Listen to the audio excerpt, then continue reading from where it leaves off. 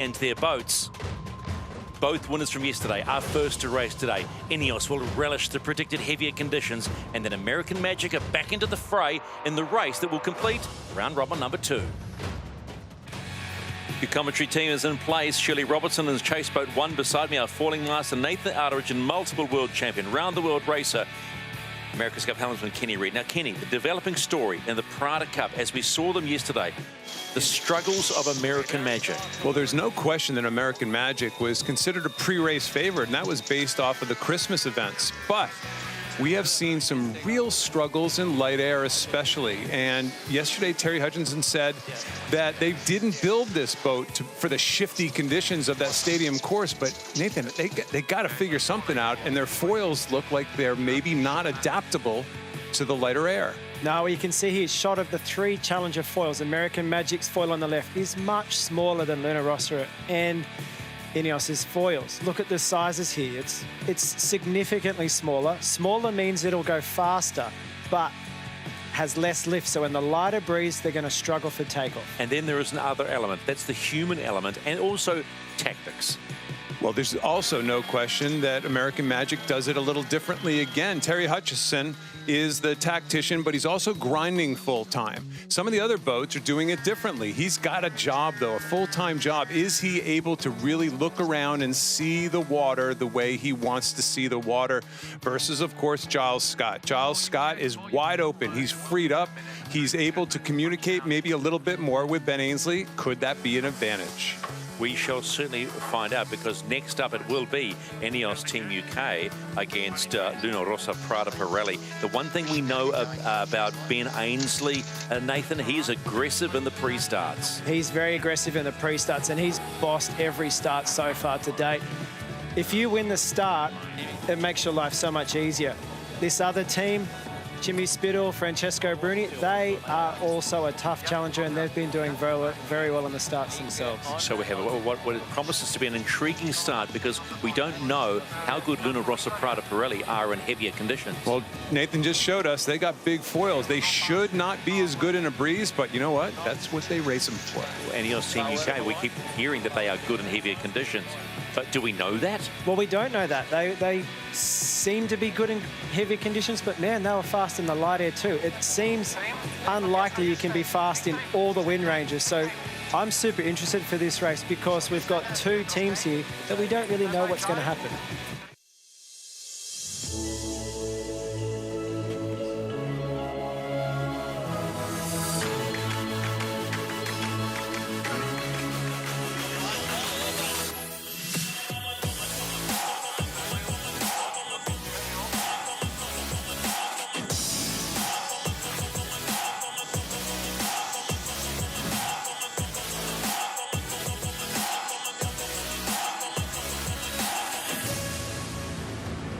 Port entry in our opening race today is with the challenger of record.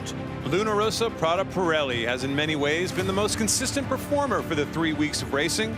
A steady crew rotation, no big or at least obvious changes to how they sail their boat, and they've been in the game in every race so far, albeit only one. But today is their day to make a statement. A long 4 days off until we race again. It would be a shot across the bow to their competition with a couple of wins today. But are they too far away from their light air comfort zone? The aggressive driving of Jimmy Spithill and Francesco Bruni lead the Italian entry into Super Sunday. I think both Jimmy and Keiko showed up. They're not afraid of aggression on the pre-start, and I think they always did a beautiful job, and they've been aggressive when they needed to, and they decided the start they want to do, and most of the time we got it. So I don't think Luna Rossa is afraid of any other opponents out there on the pre-start especially. 3 from 3 so far. Can the roll continue for the British Challenge? INEOS Team UK have been on fire the last couple of days. The team has managed to turn around what was looking to be a disappointing campaign into becoming the leader of the pack. They are currently the only challenger to be undefeated, and I bet they want to keep this momentum going. Yesterday they sailed well in the light, shifty winds. Today the breeze is up. It's going to be more about boat speed race. Now it's time to find out if they have the pace and control in the strong breeze. One race today against Prada. What can we expect from that head-to-head? Yeah, it's going to be interesting. It's a bit of a different day today, sort of 15 to 20 knots maybe.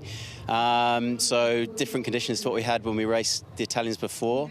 I think it's going to be a tight one and just looking forward to a close battle. Day 3 of the PRADA Cup is being raced on a course A in the Hauraki Gulf, away from that shifty conditions that we've seen on the stadium course the last 2 days. Today's more about heavy air speed and agility, and after a 2-minute start sequence where the boats jockey for control of their opponent, the yachts will sail into and away from the wind on a windward lured 3-lap race course. Leg lengths of 2 miles and only a half a mile wide. At the speeds we'll see on this course today, the shape and size of the race course is going to feel really small to these sailors. So let's go onto the water. Shirley Robertson and Chase Boat 1. How wild is it? Stephen, if you've set your alarm clock to get up and watch this back in Europe, you're not going to be disappointed. The day is setting up to be action-packed.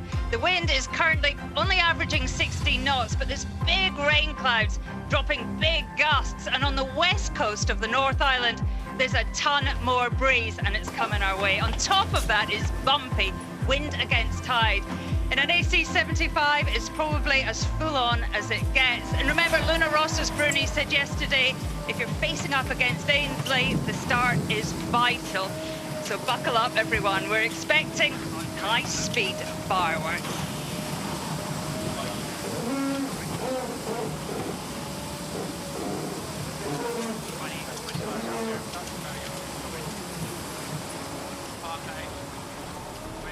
So it is on. Round robin 2, race number 2, challenger of record against INEOS Team UK. Currently the form boat in this PRADA Cup Challenger Series on day number 3. And the cameras that we have on board all over the place, along with our microphones, showing you, just like that shot, how crazy this weather is today. Man, I'm excited. Bring it on. This is that gear-busting kind of... You kind of have a feeling when you leave the dock on a day like today that it's going to be a little bit different. You got to hold on, Nathan. This is something that you can't break the boat, but at the same time, nobody's going to let you back off, because if you do, you're going to lose. Yeah, it's definitely rough out there today, isn't it? Check out the waves, and these boats, you know, most of these teams have been always sailing in the flat water. You know, they probably would have been expecting to be in the back paddock or in the harbour in conditions like this, but they're out there in the roughest part of the harbour today. So are you surprised they went to this race course? I'm a little shocked that we're out here. I don't think many of the teams were thinking they were going to have to sail in these conditions and these kind of waves. I reckon they thought they'd be in flatter, more protected conditions, but it's going to be a good test for the structure of these boats, isn't it? Let's be blunt, though. Either of you would love the chance to be on a wheel out there today, wouldn't you? Come on. Of course, but at the same time, this is kind of comfy sitting here with you, you know, second-guessing everything that's going on out there. There's nothing wrong with that. Just under 3.5 minutes to race start, and race number 2 of round robin number 2 will complete, hopefully, this round robin stage today. We have heard from race management there's a big shift coming, and potentially that could they... Way, how about that? That gives you an idea of what the conditions are like. Francesco Bruni getting his early shower. Can you imagine what it's going to be like when these boats are up and falling at speed? We know, and we've been blessed to be shown pictures prior to you seeing these ones getting close to 50 knots and getting themselves into gear. Well, they'll be pushing the boats hard, but it's so bumpy that you can't push these boats too hard. And you know, Ken made a good point. You know, to finish first, you've got to first finish, right? You've got to make sure you get this boat around the course, keep it upright. And I think it's going to be a game of managing the throttle, going fast when you know you've got control, and then backing it off when it's time to, you know, keep it under control. Luna Rossa have port entry on this race, race number 2, and it'll be starboard entry for INEOS Team UK. The exciting part of this, that boat in front of you, what are they going to be like in these wild conditions? It just looks marginal, doesn't it? I mean, it just feels marginal. The 2 minutes and 10 seconds they are allowed in on the port entry and income at pace, and real pace for the first time. And this is Luna Rossa, PRADA Pirelli. And then from the 2-minute mark, income on the starboard entry is INEOS Team UK. There is a lot of work going on out there. There are a lot of questions today for both of these boats. INEOS was notoriously a heavy air boat in the past, but their light air performance the last couple days means maybe they've changed. And on the other hand, we've always thought the Italians struggled in a breeze. Let's see them prove otherwise today. Rounding up, rounding up. Your wheel? My wheel. Watch the bow. Yeah, got it. Okay, 2 more turn up. Don't come to your bow up. Very negative. Got it. Negative 6 Bearing there. away. Okay, 2, 1, bearing away. Got it. We're on board both boats, listening in to whatever the strategies might be with only about a minute to go before the start. Away. Stand by drive. Okay. Main on the board. Yep, Yeah, got it. Coming down the left board here. Here's a decision for Ainsley right now. Will he tack before, or does he think they're early and push them from behind and tack after? Looks like he's going to be a pusher this Got time. us killing 15. Careful. Speed. Board down by tack. Yep. My pitch. Crossing. Board down. Turning. Okay, going board. Okay. This is the umpires. Boundary penalty, GBR. Boundary penalty, GBR. That's an unforced error, out of bounds in the pre-start. You can see that Whitewater just went out of bounds. That's handing the start to your competitor, isn't it? Coming away. Yeah. That's course. So unforced error by INEOS Team UK in the pre-start area. Boundary penalty. 10 seconds to go to the start. Here you go, guys. That's it there. Okay, stand by for a big main on, boys. Okay, I've got it. Keep in. Okay, on my wheel. Your wheel. Main on. On the wind. Yeah, coming. And again, here we go. All the way. It's on. Round robin 2, race number 2. Luna Rossa, PRADA Pirelli, INEOS Team UK away in some of the most challenging conditions we have seen to date.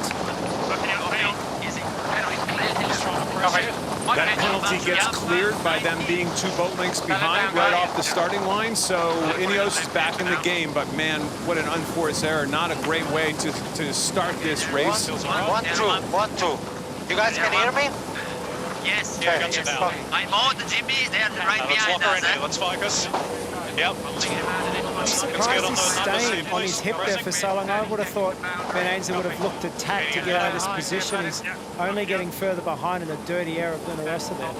Gaining here. But I'll tell you what, there's a lot more chatter aboard the Italian boat right now.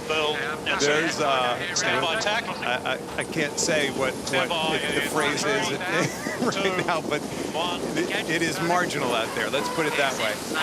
And Kenny, they're only going upwind at the moment. Wait till they get to the top mark and have to turn these boats downwind and punch through these waves. But what we're experiencing right now, what we get to view is it's a boat speed race. We're trying to see who's the fastest boat in these conditions. Shirley, on the water, how is it out there? Nice and bumpy for you? Yeah, I'm trying not to look at the monitor too much. It's really bumpy. Nathan, I wonder if Ben Ainsley is sort of protecting the left a little bit. The forecast is for the breeze to go left. And when I've noticed the puffs dropping, they're left-hand puffs. So, you know, you wouldn't want to get to the right-hand side. He wants to keep it nice and tight and nice and close. Yeah, back in here now. Yeah. Copy. Outdoor 75. Reload travel. Happy to come up too. Nothing too big on the race course. I think boundary to boundary at the moment. The section for the right coming there. What feels good? Yes, feels A little bit lighter here. Crossing. And pressure in 2. Ready. 2, 1, board down. You're going to see the Italians tack right in front of Ainsley on this maneuver. They'll have plenty of time to set it up. And they don't. Let's go with him here. It's first. Stand by tack, boys. One reason why they may not have, Nathan, is this race course is so narrow. They're just trying to minimize maneuvers right now, and knowing that maneuvers kind of lend themselves towards braking gear possibly at the same time. You never know about those things, but I'm kind of surprised they gave him free air right there. Well, as you say, it could be an opportunity here where Luna Rossa can sail across all the way to the left-hand boundary, tack and make the top marks in one, whereas INEOS might still have 2 more tacks to go. And tack loss, we always know there's a tack loss, but I think when it's wavier, the tack loss is even higher. Boat is going well, guys. No surprise that there is plenty of speed out on the course today. Rossa PRADA Pirelli sitting around 34 knots, as is INEOS Team New Zealand. They're running at around 40 miles an hour, which is 65 k's. So that's plenty quick enough in these conditions when you're hanging on. 40 miles an hour upwind, and you heard Francesco Bruni repeatedly on this be kind of reassuringly to the group saying, guys, we're going well, we're going well. It's almost like he sounds a little bit surprised. It's early jibe, possibly. That's on the box. Okay, stand by. 3, 2, set up. 1, 4 down. 2, 1, 4 down. Again, turning. Both boats approach the ley line, which means they're going to be on probably their final line into that first gate, and then we're going to see the fast bear away as they go around the marks. This is when the control is the scariest for these boats as they're trying to go around these marks. Yeah, early jibe. I think we're better off. No rush, though. No rush. Rossa PRADA Pirelli approaching the top gate for the first time. 6 legs. They will start the downwind leg, and that'll be leg number 2. But they go around that mark for the first time. What's the gap to INEOS Team UK? Keep your eye on the bottom screen, to the bottom right of the screen, and that is the time gap difference. 11 seconds.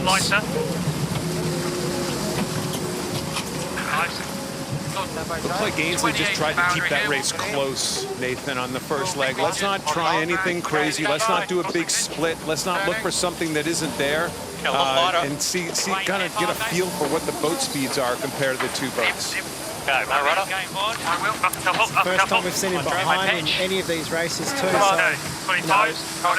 what we've seen so far is the team that's had the best start is generally won these races. So sounds like there's a bit of shadow on board Ben Ainsley. I think it's getting lighter, and I think as it gets lighter with this sea state, the boats are going to get harder and harder to sail. Shirley, on the water, is it dropping there? Have you got any inside knowledge for us?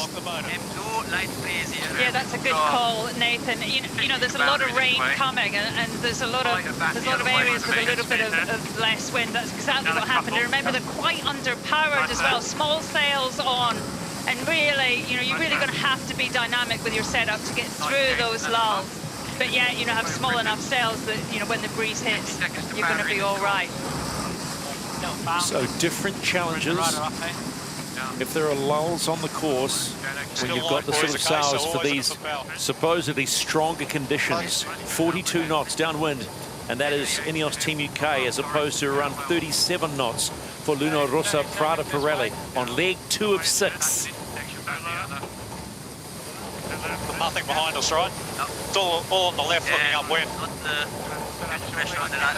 So that's the voice of Jimmy Spittle of Rossa talking about the pressure and saying the breeze is stronger on the left-hand side of the course. So they're really trying to talk tactics about how do they go around these bottom marks, get themselves into this new pressure lane, this front that we've been talking about that's coming from the west coast. And if it comes in the middle of this race, tacticians are going to have their work cut out for them.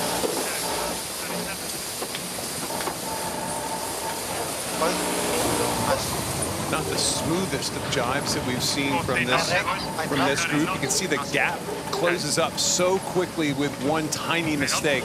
They're really in the one mistake zone right now. That 200-meter zone is really one mistake away, and you can see they almost have the distance the Brits did just on that one little slider during the jibe.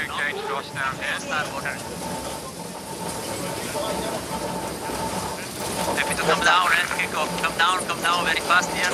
Easy. Trim, ragazzi. Trim. Put pressure and right a little bit. Come down, trim.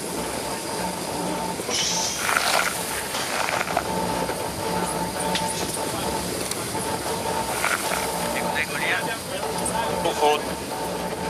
Getting close. No, a little further, sorry. Not good. Like cross after. Yeah, you got time to cross after. A little bit more pressure now on the right upwind. 1, 4 down. Okay.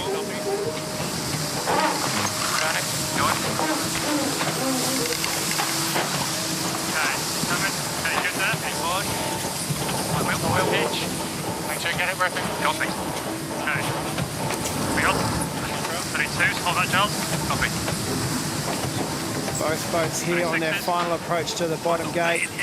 Looks like both teams trying to set up to take the right-hand marker. The left-hand marker, as we look at here, getting out to that left-hand side of the track to try and get into better pressure. I don't think Ben Ainsley's laid it, though, so I think we're going to have a split here at the bottom mark. Exactly. He's one and in for Ainsley, and hopefully straight in if you're an Italian fan. And again, here comes these gear-busting moments of rounding these marks and fully loading the boats up. Turning in about 5. 3, 2, 1. Here we go. Turning. Luna Rossa from Pirelli. Wow. Maintaining their lead with a mini splashdown at the bottom gate for the first time. They were 11 seconds ahead at the top gate. What will it be at the bottom gate? They're doing a head counter. They all still on board the boat. Oh, we knew this was going to be hard, but this is brutal. 17 seconds, though. They've eked out a 6-second gap further on INEOS Team UK. Guys, just go.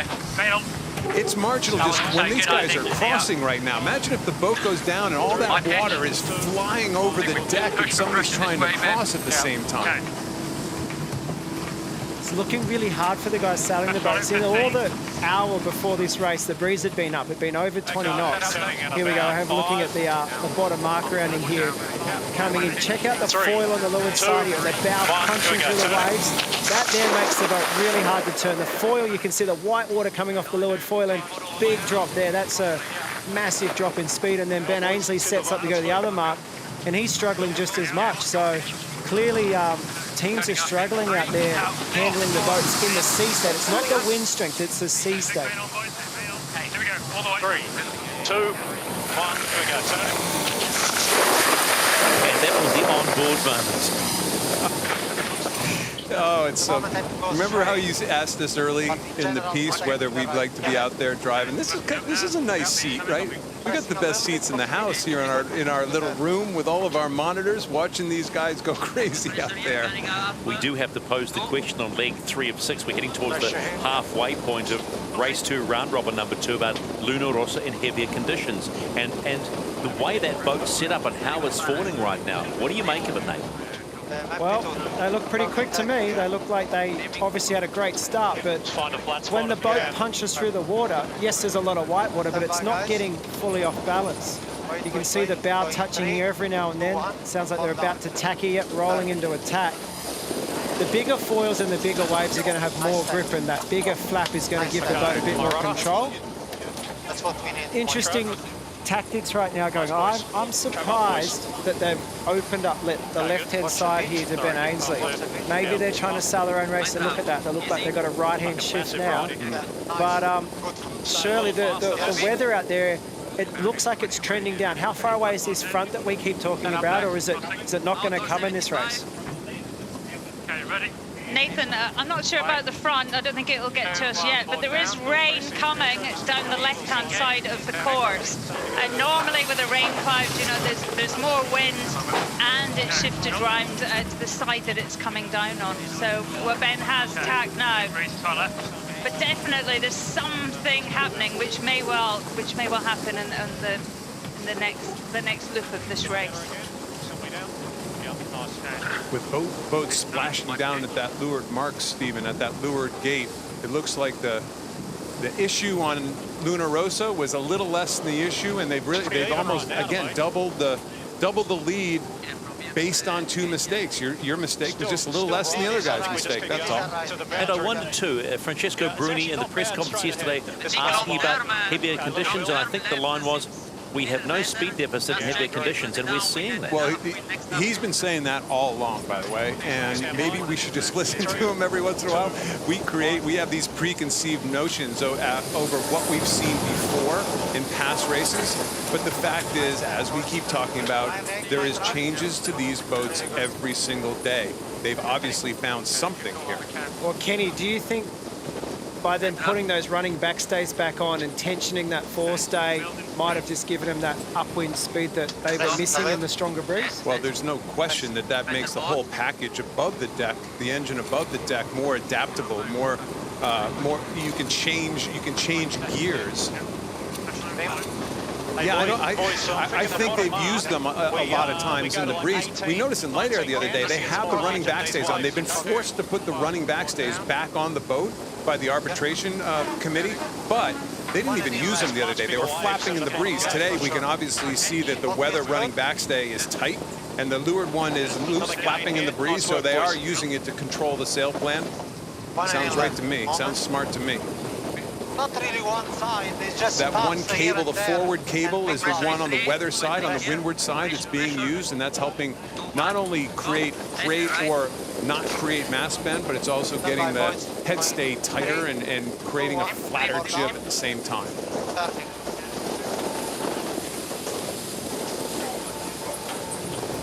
Okay, my rudder. My rudder. My trap, yeah. Stephen, nice little lead for Luna Rossa. This has been a good leg for them, and that kind of easy staying wide against your opponents, it's obviously worked. Little pressure increasing. 2, 1, clear. Luna Rossa, Prada Pirelli at the top gate for the second time and rounding the mark. The advantage was 17 seconds at the bottom gate. Has this been a productive leg for the challenger of record? Keep your eye on that clock. We love the clock, don't we, Kenny? Just to see what the advantage is. Don't get me started again on this clock. And they have really put the hammer down, Luna Rossa. Pressure again, 3. Keep pushing, guys. For the pressure. My wheel here. INEOS Team UK, who are 3 from 3 at the moment. And the deficit has blown out somewhat, now 44 seconds. My word, that's a performance right now from the Italians. Yeah, so Nathan, we've talked a lot about you can't be fast in all conditions, and frankly, I think the sailing world was a bit surprised yesterday at the strength of this boat in the lighter air. You got it. If you're gonna get fast in one condition, very often you take it away from the other. You think that we're seeing a little bit of that? Well, I think we're seeing a little bit of that, but it's not just the wind strength that they mowed these boats for. It's the sea state. You know, the race that they won against Luna Rossa on the first day was similar wind strengths to this. The only difference I can see right now is the size of these waves and the fact that they didn't win the start. It's becoming a bit of a trend, like you said earlier in the week. The starting in that first cross is critical. But what I'm also seeing is this one boat's just sailing away from the other boat. So maybe the sea state is to the Luna Rossa's advantage. They did a lot of sailing in the Mediterranean, quite big waves in the lead up to coming here. Perhaps the training that they've done there, and it's not so much maybe the equipment, but how you're handling the foils, how you're trimming the sails, how you're dealing with the elements. Okay, my rudder. Nathan, I'll just jump in there. We are on the left-hand side of the racetrack, and it's really cold air. It's a lot windier. So expect them to sort of be thinking about that in this next wind. There's a ton more wind on the left-hand side. All the time. Thank you, Shirley. Could be some action on this final lap. Looking forward to that, and I guess they're going to be trying to work out at what time do they need to push left to get into that new pressure. Okay, bias. Yeah, we got right turn bias. Yeah, right turn bias. 35 metres. I fall in 3 here. We have better pressure than him here? Yeah, better pressure coming down onto him all the time. Bad wave coming. So that could be the new pressure coming down right now. Right now, as we look at this picture, the wind's coming from the right-hand side. It's going to be a big shift through this race. It's coming in off that big. Yeah, they can see it. They can see it. They're talking about it. Absolutely. And they're just, they actually have the distance because they're getting into that shift first on INEOS Team UK. Stand by, stand by. A lot of chatter, though. This is going to get exciting. A lot of chatter if this breeze strength is going to pick up the way we think it might. I'm just trying to get one of them left. Sensing an opportunity. No, he's committing to it himself. He's still down inside us as much as we can here. So it's going to go 90 degrees left in about a minute. My pitch. 90 degrees left. That's a massive wind shift to the left-hand side of the course. We're the boundary here. Yeah. But the big thing is, can they actually play the mark? If it goes 90 degrees left, do they even have to jive? This is going to create real confusion. Okay, building a bit of speed here, Ben. They got super light where they are. It's getting light, and you can see they're going a long way past that artificial ley line that we put up there. Look at that. Look at all the birds on the front side of the front, you know, getting pushed.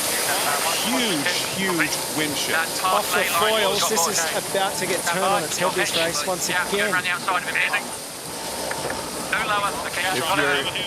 If you're the regatta director, you got to be thinking, is this a fair contest at this stage? It's such a massive wind shift.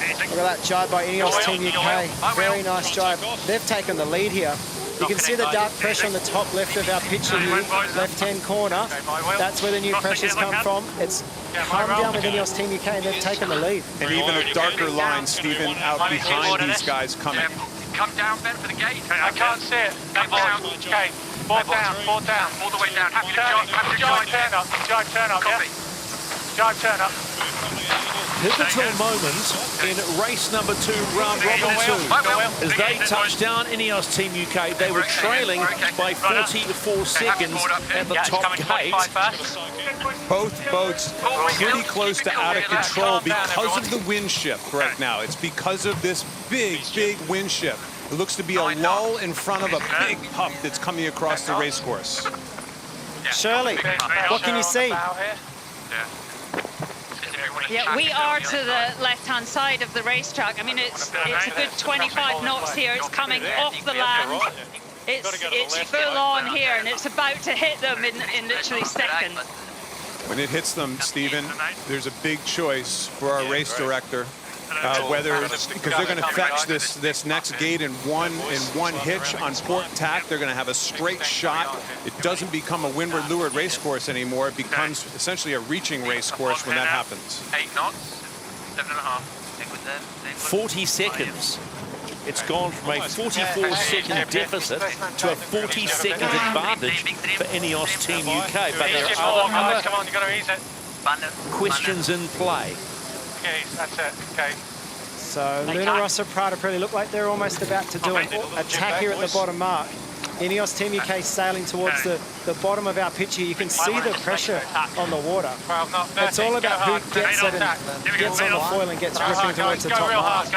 It just looks ominous out there. Like the breeze isn't there yet, but it's about to get ugly. First team up and foiling now, be tackling before they go out of bounds. Don't attack, guys. Where's INEOS? Race Yacht. This is the race committee. We will be abandoning this race. There we go. And resailing it.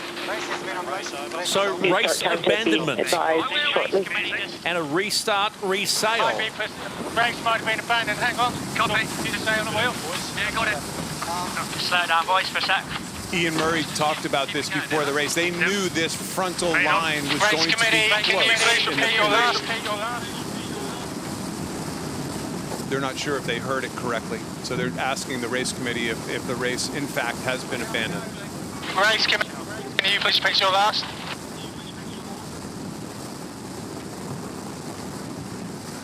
They're still racing because I think they're on. Luna, Rossa obviously have got the communications there. Yeah, I'm just on the boundary yet. Race abandoned, four down here. The key thing for these guys now is to not do anything silly and tip the boats over when this squall of 30 knots comes through. Race Yacht, this is the race committee. The race has been abandoned. We will reset the course and resail the same race. New start time to be advised. Okay. Wow. Referential moment. 1 minute you're sailing downwind at 40 knots, and then you literally hit the stop button. Yeah, well, it's a typical frontal passage. You know, you get that lull, and then the amazing thing was all those birds out in front of that, they're being pushed by the pressure. You see them here approaching the bottom mark. This is a replay from that bottom mark. INEOS Team UK trying to keep it on the foil and just just parked, you know, and Rossa do the same. You could see all the white water coming off those foils. That's because they're sailing in chop. They're in the waves, and the ride height becomes super critical. So I have to ask the question. Folks are going to be watching this going, well, hang on a minute. They got a lead. Yes, the conditions changed suddenly. Why the race abandoned? So that is always something that is that's the most talked about in our sport. For sure, the race director would have talked to these teams long before this regatta starts as to what people consider a fair race and an unfair race. Listen, I am all for letting these races go in that situation because it is what it is. One boat got ahead, the better team ends up winning. Both experiencing the same conditions. But it's a windward lured race course. I think the teams and the race director have decided that if we want to set this race course up upwind, against the wind, and downwind with the wind. With a big, huge shift like this, it turns into a reach. There really isn't any tactics at that stage. You head for the mark, takes the tactics away. So Kenny, yesterday, a lot of people were saying, well, it was fluky and light, and, you know, someone even said it was a lottery. Was this more of a lottery in that one, or was this just because it was a massive shift in the race? I think it's just that one massive shift. So it was a lottery yesterday, but they were always on an upwind leg and a downwind leg yesterday, right? That's the big difference. This just turned into a reaching race course. They've decided a long time ago, reaching race courses is not what we're all about. We're about going upwind and we're about going downwind. As far as entertainment goes, I was all for the change in the lead. Let's just deal with the conditions like anyone would want to see, Kenny. We could debate that for 1,000 years. By the way, I'm just reporting right now. Do I necessarily sometimes agree with that type of decision? I'll refrain. Yeah, go ahead, Chase Paul.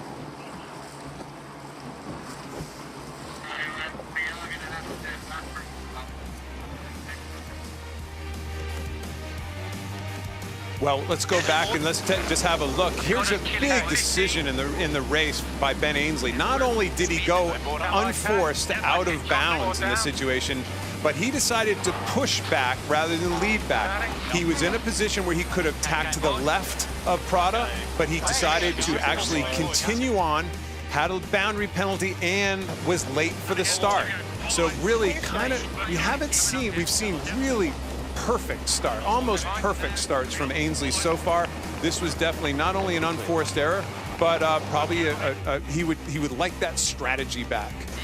Yeah, I think the conditions definitely are playing a part here to how high level these teams are sailing at. It was sort of a boundary bounce up the first beat. Ben was doing a good job of just trying to stay close to Prada, and these teams are probably doing a speed check just to see, are they fast enough? And Francesco Bruni said they don't think they have issues in strong breeze, and sure enough, they went around the top mark with a nice little lead ahead of them and were slowly just stretching it out here. You can see Ben Ainsley following them around the same gate, and as the race was developing until that shift came, Rossa were just slowly gapping them.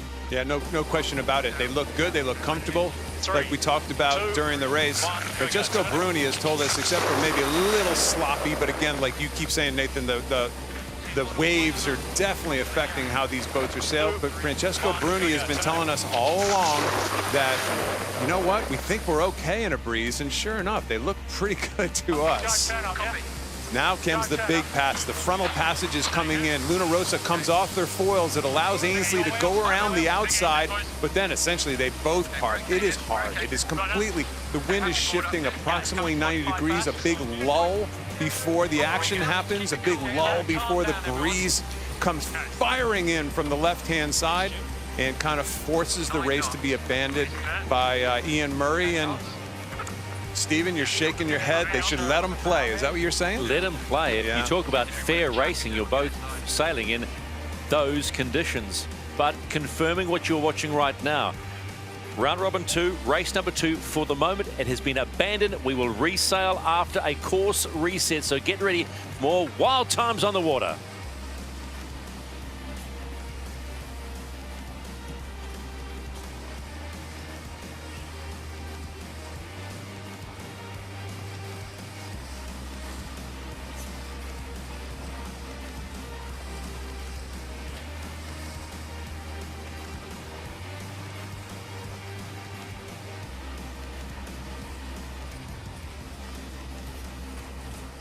Certainly not a gloomy day on the Waitemata Harbour, but it is gloomy for the teams because we go to restart. Let's just remind you about the efficiency of these boats and help me with the squiggles again. Well, the Italian boat is the green line and the British boat is the orange line. And you can see that the Italians actually had a few more struggles in their tacks or jibes. There's really not a whole lot in this, Nathan. It's two boats. There's no big mistakes here. Let's put it that way. No big mistakes, but you can see the average speed is actually to the UK team, but that's based off the fact that they finally took the lead at the very bottom of the course. This graph sort of has on the left-hand side the speeds, and on the right-hand side as we go across, that's just time throughout the race, but there's not a lot in it, and that shows how close they were at the bottom mark. You know, what we're really looking for is these wobbles. You see one bad jibe, one bad tacky by UK over on the left where kind of went slow for a while, took a while to get back up to speed. Let's just remind you of the key moment in this race that has been abandoned at the end of 4 legs.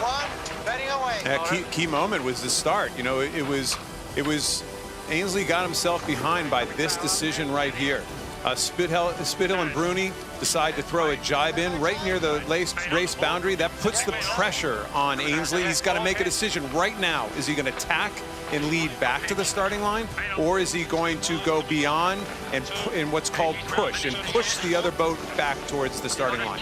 He decides to go beyond and come back and push, but he sails outside the boundary at the same time. So not only does he end up being late for the start, it's easy for us to say as they're smashing through waves going 40 knots, he makes a little error and has to drop back 2 lengths at the start itself to get rid of his penalty. So not the best, certainly not the best start for Ainsley, but they'll have that one back again and come back fighting next time.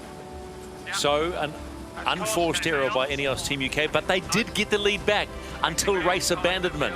But now you have to start thinking about, are they racing in too much wind? Well, when they were just showing the boats head to wind there, just kind of sitting there, it looked windy. So when a front passes like this, it's going to be windy for a while. So I'm guessing it's going to be above that racing limit, and we might have to wait a little bit, but that's yet to be seen. We'll probably get to Ian Murray, the race director, here shortly, and we can find out what these wind averages are and how close we are. The other thing, they have to turn the whole race course to the left. So that's really the big one.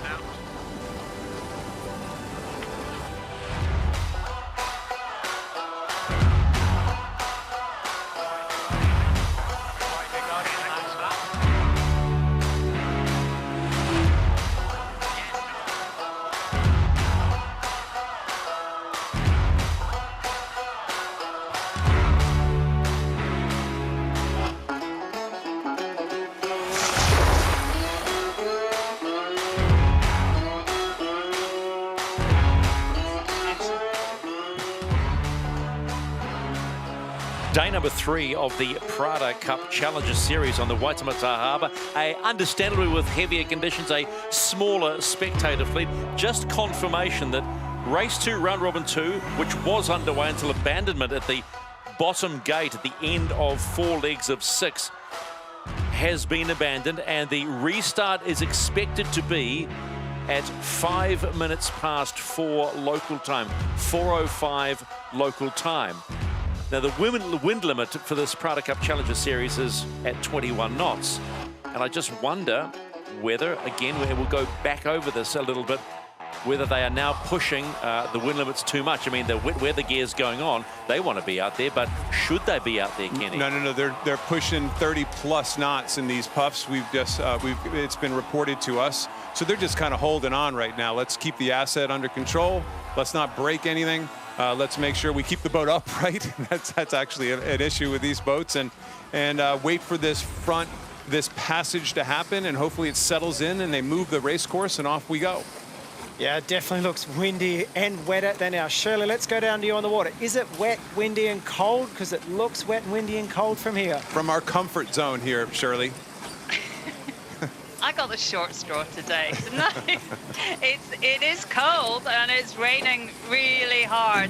I definitely say it's over the wind speed limit for now. But as you say, I mean, I think you know, it looks maybe a little bit clearer in our future, and when it starts to clear a little bit, then hopefully a little bit less wind. But it's going to be full on, isn't it? There's no doubt about that. They're going to have plenty of breeze. Imagine you're a grinder on Luna Rossa.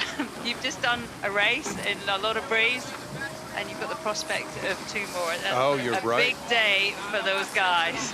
Very good point. Very good point. Shirley, can I ask you about the performance of Luna Rossa and what you made of them in these conditions? Because we were asking the question about that performance in these winds.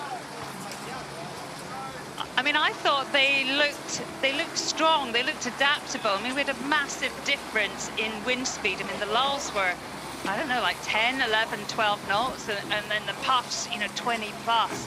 And they seemed to be able to just, you know, power up what they had and flatten it all off when they had to as well. So very impressed with their performance. I think that their decision making, you know, seeing that line of rain and wind coming, perhaps they were a bit slow really to react to that. But in terms of performance, I'd say really promising. We've talked a lot about boat profiles when they are foiling in great condition. The one thing that this novice has noticed about the front of the Luna Rossa boat is how steady the nose is when it's foiling and how flat it is. And we talk about that gap between the skeg and the water because it's got to be a smaller. For me, it looks like they got it right in these conditions. Well, you know, your point's pretty accurate, I think. Like, these guys are designing the boats to have that skeg so it's skimming above the water to seal the boat to the water for aerodynamics. But when you're out there in a sea state, the Luna Rossa boat is much pointier, so it punches through the waves better. There's less drag, whereas INEOS is a flatter surface underneath that. And so when it hits, it actually is bouncing. And so every time the hull's touching the water, I think Luna Rossa are dealing with that slightly better. INEOS, on the other hand, have to sail with the boat a little bit higher in the air on average, which means maybe less windward heel, losing riding moment. If they sail higher, the foil is a lot more likely to pop out of the water. So design philosophy, did you design your boat for the waves or did you design it for the flat water? And that comes down to race course positioning. I've been here for all year, watching the teams training when they come. No one goes out there when the wind is in this strength in that direction. They are in the back paddock hiding in flat water or in the harbour. So this is a surprise that they're out there racing in this. But Luna Rossa did a lot of training back in Cagliari, in Italy, sailing in conditions a bit more like this. So maybe they thought they'd be out in the Gulf one day. Well, they would have done their homework, right? They would know the conditions in the go, and they'd have a head start on the design phase, along with Emirates Team New Zealand, to go, well, this is what we need to do. I know, but I think the reason why they're out there today is because he knew this big wind shift was coming, and they needed a spot of water that they could take a race course and literally move it 90 degrees to the left and not have a complete disaster on his hand. Like in one of those Christmas races, remember, there was the crowd of other boats were right in the middle of a race course. Here, I think they're much more adaptable in the middle of the Hauraki Gulf to take a race course with a huge wind shift and turn it 70, 80, 90 degrees to the left and still and be ready to go racing again in a short period of time. So that's probably a little bit of social media on board Luna Rossa. PRADA Pirelli out in the middle. It's probably one of those live videos. It's now gone back inside the jacket, so maybe it wasn't. Just a little something they can use a little bit later. But just confirmation of where we sit right now on this Sunday afternoon. It's round robin 2, race number 2. It has been abandoned and will be restarted. This is the race committee. Restarted. We are pushing back the start. The new time will be 16:20.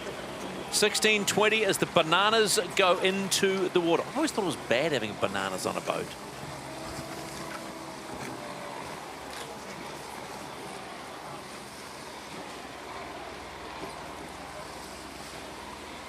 You know, the foiling revolution has taken the old mug into a new realm. Sailing will never be the same, and neither will be kiting, stand-up paddleboarding, wakeboarding, even surfing. The foiling craze has become the present and the future of water sports, and according to Luna Rossa, PRADA Pirelli's Jimmy Spittle, it makes every day the best day ever.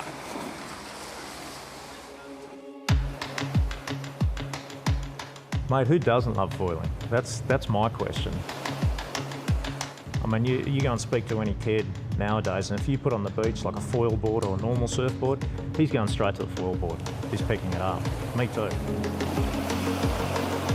The beauty of being able to just pick up your foil board and just pump it up and then off you go by yourself and your foiling is just so pure and simple. That's the great thing about the sports. You can have both ends of the spectrum, yet they both apply. And you learn something from either that you can apply to the other. For us, it's always good just to try things outside of our comfort zone and outside of our normal world, because you can generally take a lesson that you can apply back at work.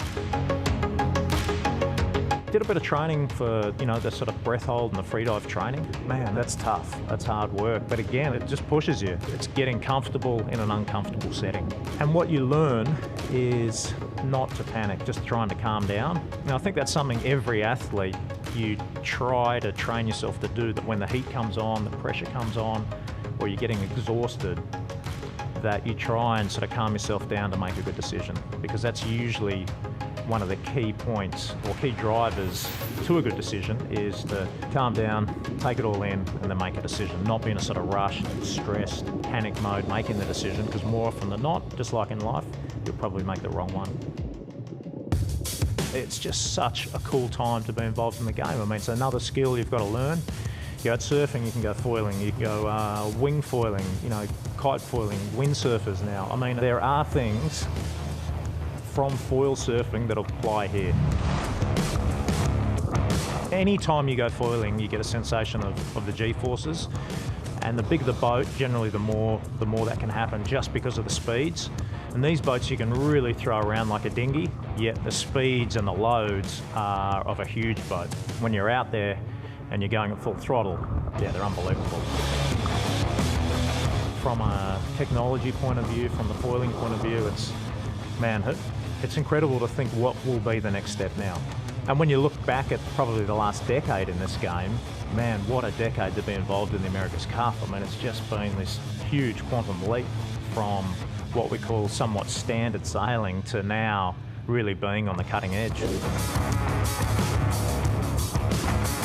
It's all good and well to come out and talk the talk on the land, but at the end of the day, they're not going to hand you the trophy for that. They're going to hand you the trophy for going out and winning on the water. So you got to go with the moment, and you got to leave it all out in the field. Like any great sporting team or great sporting battle, that's what you live for. And the boats are super physical, and the design is so new. It really has got the makings of the San Francisco campaign, and I think that's a pretty cool thing.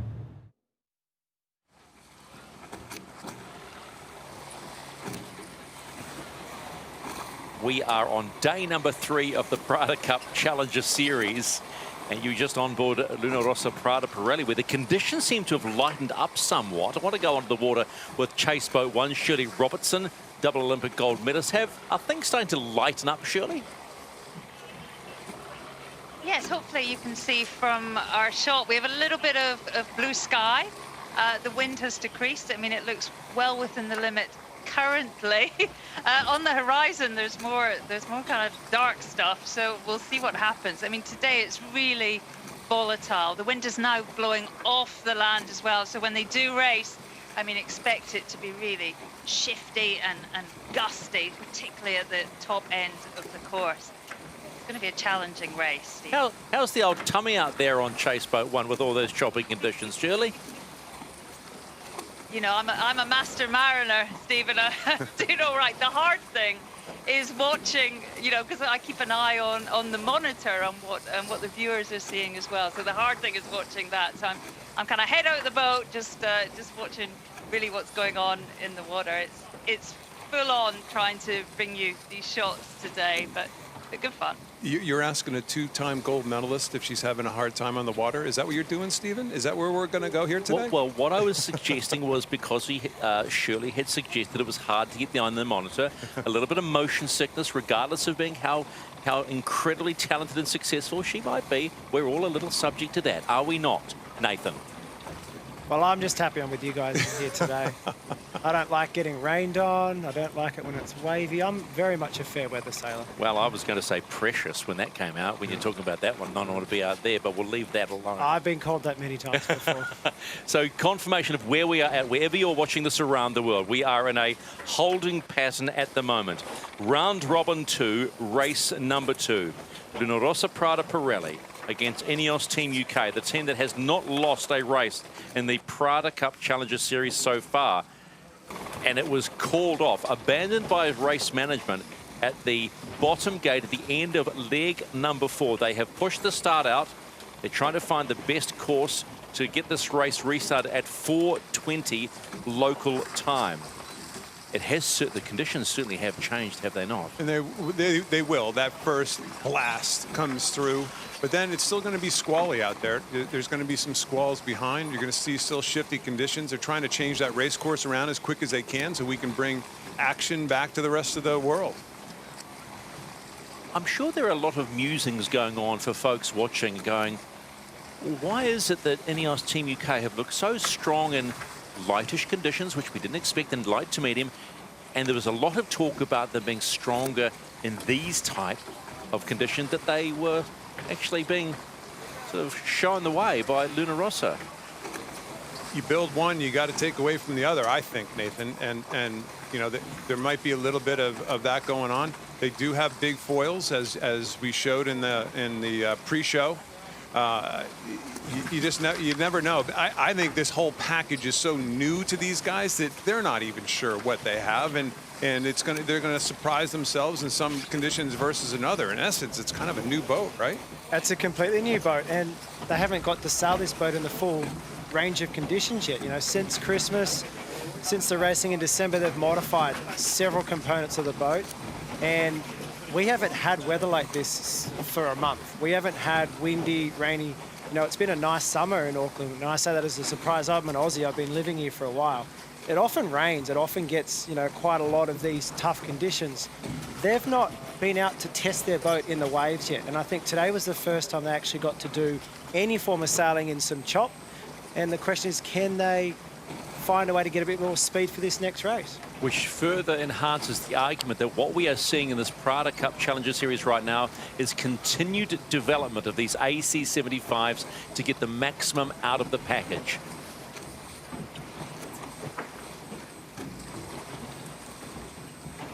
So round robin 2, race number 2 will restart at 4:20 local time. So we'll take you back a couple of days to round robin 1, race number 1, American Magic against Britannia. Start in 5, 4, 3, 2, 1. Be on. My pitch. And it's on. PRADA Cup, race 1, American Magic against INEOS Team UK, and they are both away clean. The most important drag race of INEOS's young career here so far. Are they competitive in this wind strength? We're going to find out pretty quick.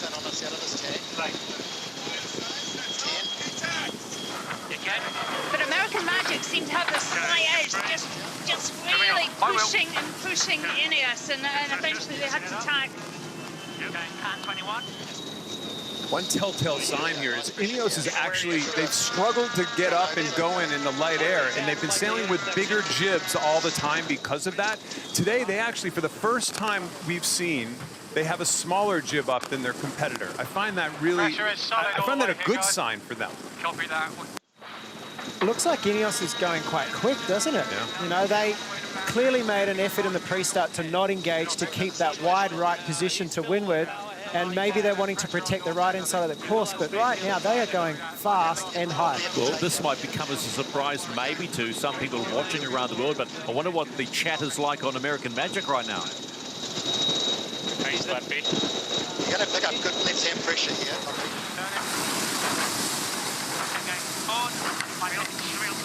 I will. Crossing at 5. Basically on. Working the yourselves. Surprised they didn't go further, all the way to ley line there, Nathan. I think they must have got to that boundary a bit earlier than they wanted to. If American Magic can get to the boundary and make the top in 1, they're going to save a tack, and they're going to have split tacks at the top and starboard advantage. Where's he on late And how about this, INEOS Team UK fans? INEOS Team UK on the first of 6 legs will round the top gate first, followed closely behind by American Magic. If anyone thought INEOS was going to have trouble, think again. It truly is game on in the PRADA Cup. Let's just go on board INEOS Team UK. Nice. Okay, nice there. Pressure looks good here, Giles. Left shift. Yeah. Try and get it ripping a bit here, Giles. Easing a touch a bit. They are cranking it close to 40 knots, INEOS Team UK, and look at the advantage they have on American Magic. Not only is INEOS started well, held their lanes, but they actually used the breeze better, and particularly on this downwind run, they've had better pressure this whole run, and they're extending. 39 knots, 2 or 1 board rounder. They'll jibe around that and head up for leg number 3 against American Magic. And right now, as we head to the halfway point of this opening race in the PRADA Cup, they look strong. We've really got to work on those, I think, out to the boundary. Yeah. Nice there. And a terrible bottom mark rounding by American Magic. Looked like a big touchdown and leeway skid. We heard Ben Ainsley talk about their bottom mark rounding of a leeway skid, but American Magic as well. One word comes to mind when you see a little moment like that in a big race like this: pressure. Good pressure, nice.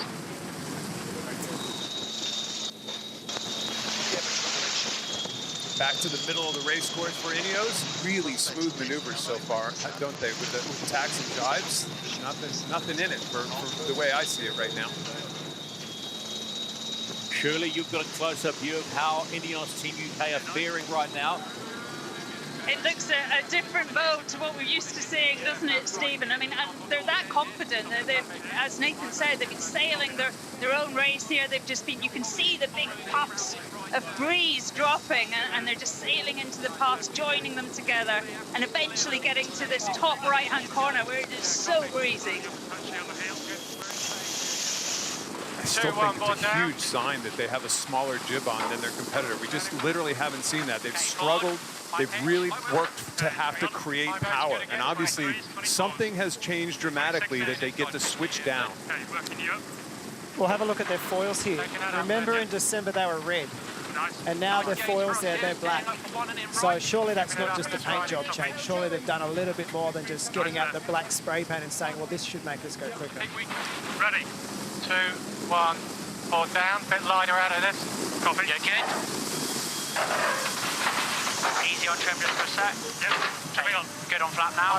My wheel. Yeah, you got it. Main on. Okay. Coming away. 3, 2, 1. Now coming down. Easy. My wheel. Your wheel. Okay. Halfway through the opening race in the PRADA Cup 2021 between INEOS Team UK and American Magic. Remember, at the end of leg 2, the gap was 19 seconds. This is a struggle getting worse right now for the Americans. Another tack.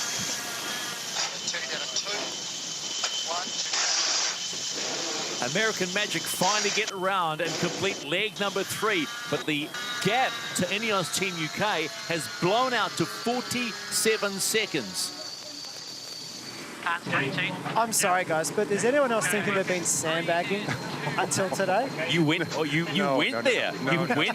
But check it out. It's unbelievable what we're seeing here. We've been talking all summer, all Christmas about what is going on here. You know, we've been saying, how are they so far behind? And then they're just coming out and just being dominant. Like, where did this come from? Shirley, does this come as any surprise to you? Not really. I mean, this is the game, Stephen, isn't it? Every day, just move it forward, and I think there'll be more to come, not just from this team, but all of them. And they have, you know, some of the best technicians and smarts in the business, every team. And so in 3.5 weeks, they can achieve a lot, and that's exactly what we're seeing right now. Nice, ready? They're just playing their own race course here too, Nathan. They're very clearly. They're connecting the dots on this race course, which are the dark patches, as good as you can. Okay, 3, 2, 1. Bow down. Nice. Nice and gentle. Nice and gentle. My wheel. I've got it. Okay. Slowly coming And away. that is the last running of the gate as they head on the homeward leg. INEOS Team UK, Britannia is on the homeward run, and the yacht you can see in front of you is American Magic, yet to complete the fifth leg. Yes, Nathan suggests that was sandbagging, but this is a great story. I'm not going with that. I'd just like to go on record right now. I am not of the sandbag mentality. But there's no way anybody has the guts to sandbag like that. That would be world-class sandbagging if that's what they were doing. Setting up, let's go. Just looking at the overhead shot, it's so clear. More pressure on one side than the other, and they've never even crossed the center of the course. That's how obvious it is. Yeah. Sticking to their game plan and sailing tactically really well. Yeah, it's good. Finishing here, boys. Let's do a racing turn up to finish. They couldn't buy a win in the World Series pre-Christmas 2020.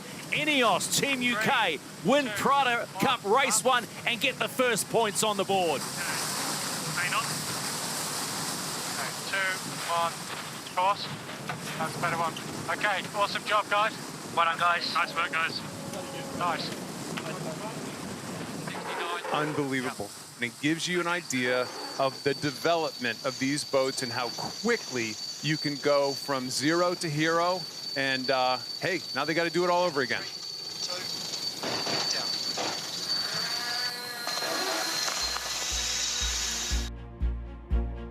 That was from day number 1, round robin 1, race number 1, and the first of 3 wins for Britannia, who now have 3 on the board. At the moment, you can see them in the background and Rossa in the foreground. We are waiting for the restart of race number 2 in round robin 2. Rossa have a win on the board, a win against American Magic, although it was a DNF from American Magic yesterday. They are 0-3, but we are preparing for the restarting conditions where we saw the race abandoned at the bottom gate at the end of leg number 4. And some would suggest why, but those are the rules, and that's race management. I'm still not comfortable with that like you, Kenny, but we'll just move on because it's much lighter out there. I wouldn't call it light out there, but it's certainly lighter. It's sailable. It's getting sailable. Same jibs back up again. American Magic out practicing, getting ready to go. So it's certainly sailable. It wasn't sailable there for a little bit. When that thing first came through, it was really windy. But now we're back under control. Passage of the front, and off we go. All right, we are 10 minutes away from the restart of race number 2, round robin number 2. But let's go back to school, shall we? Here's another rule to get your head in the game. This is the umpires. Italy, you do have a penalty. You do have a penalty. Give me some hot. Go up. Back out. What are these guys doing? Hey! Protest here. Too close. We're racing, right? In any sport we play, it's crucial to know the rules of the game.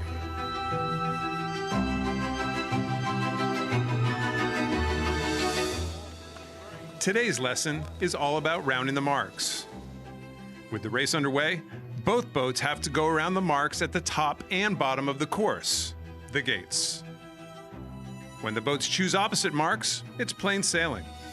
But it gets slightly more complicated when they're neck and neck and choose the same mark. In this case, blue is the clear leader. Yellow is a little ways behind. There's no overlap, so no problem. So yellow has to let them go around the mark unobstructed. But let's hit the rewind button.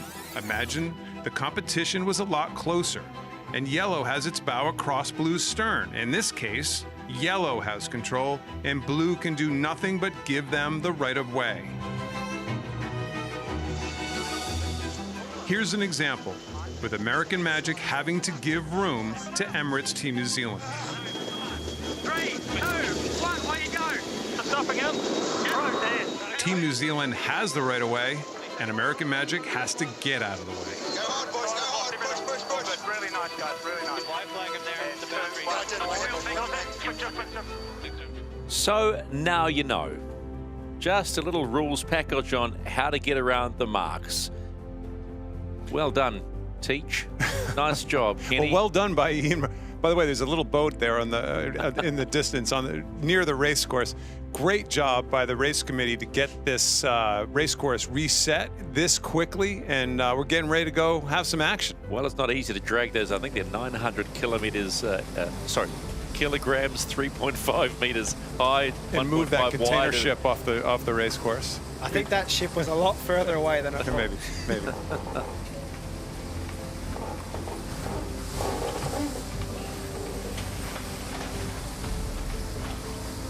Closing in on a start for race 2, round robin 2. This is what happened last time. In the pre-start, it was the choice of Ben Ainsley to either lead back or to push your competitor back, and that's towards the starting line, which is on the upper left-hand part of our screen. It's going to come into play here in a second. This is all about timing now, and Ainsley got it a little wrong for the first time in a while. He was late, and PRADA was in a very controlling situation. In fact, not just controlling, but going really quick, Nathan, on this first beat, and developed a nice little lead up by the first gate. Yeah, they had a nice little lead at the top mark here. You see both boats rolling into attack on that first boundary. This is the cross we talk about, that critical cross. The start is the start, but you don't convert your lead off the start until this first cross. And both boats here just sailed neck and neck the whole way up here on port tack. And it really showed that there wasn't much in it in terms of boat speed. Going around the top mark, this is the bit that we thought the boats are going to struggle at, but both boats handled it just fine. The sea state was out there, but clearly the guys on the flight controller, flying the boats at a really nice height, keeping the rudders in the water, but the bottom marks look to be a lot harder than the top marks as seen here. A couple of touches on the bow, and the next minute that foil pops out, white water goes everywhere, and it's a full reset rebuild, and Ben Ainsley comes in doing his job. Here's the white water all over the crew, and that's why they're wearing those ski goggles. That makes sense. Here's where it got a little dicey again. This is when this frontal passage came through. Ainsley actually sailed around Luna Rossa in this situation. They got into more pressure out by where the frontal line was coming, got on their foils first. Then here's the real transition. This is the lull before the storm, so to speak. This is where both boats splashed down, struggled to get back up again. And this is where Ian Murray, the race director, decided enough is enough. He's seen enough. This is not becoming a fair windward leeward race, and they called it. And confirmation now that the start time for the restart of race number 2 and round robin 2 has been pushed back to 4:30.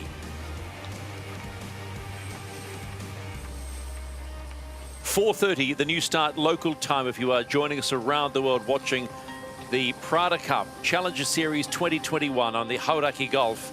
Let's go onto the water with Shirley Robertson, two-time gold medalist. And Shirley, what are the conditions like that out there, and why do you think it's been pushed back?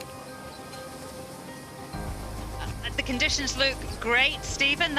That's the good news. I think Ian Murray and his race team, they're just having to reconfigure the race course, moving all the boys and getting them into position. And I guess that's just what we're waiting for. But meanwhile, all three boats, actually, the Americans as well, are just flying back and forward. Great conditions here, still up and down.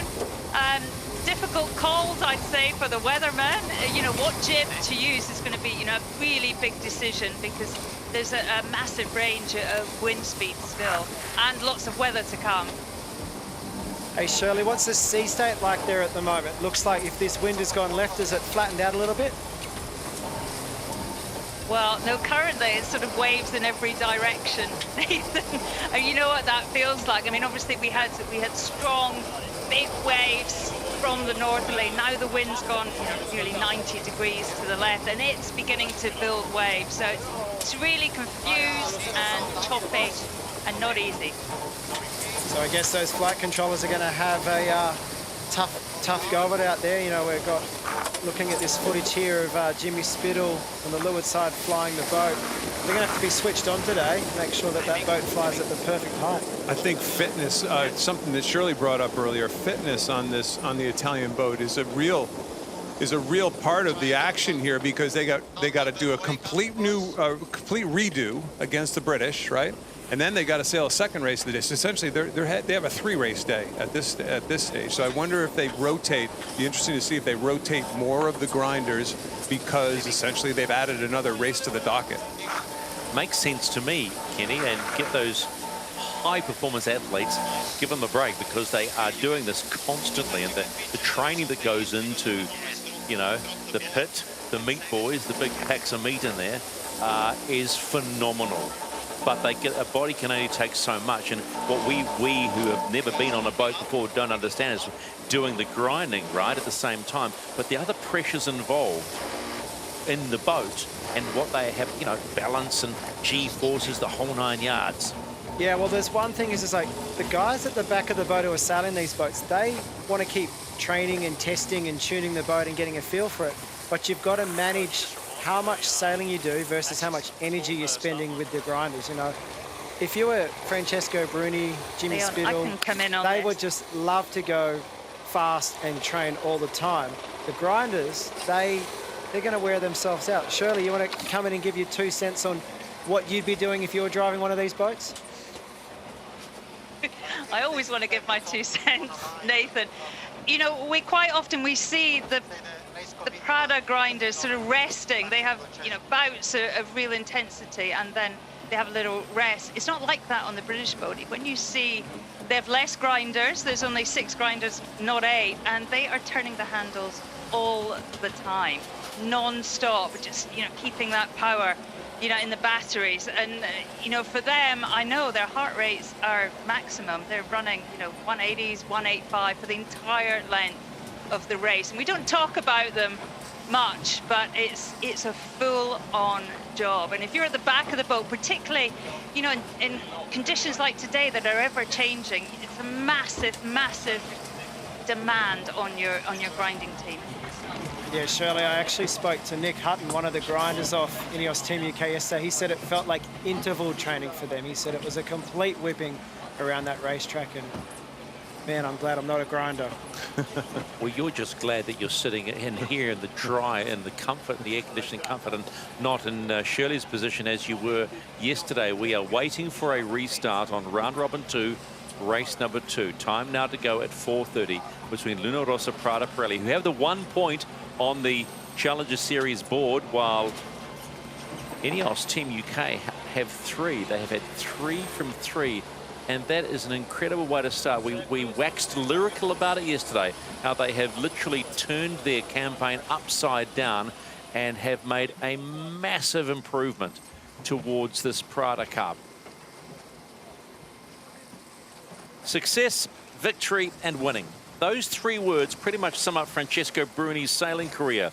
The 3-time Olympians won 7 world, 5 European, and 15 Italian championships across different classes. Now, this is his 5th America's Cup campaign. The old mug is one of the few pieces of silverware to elude his grasp.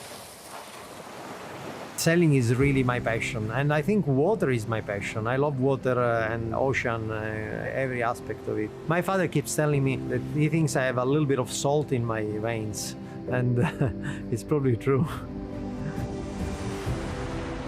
I grew up on a boat. I started when I was very young with my father, and I just love it. I just love to be in open air, in the water.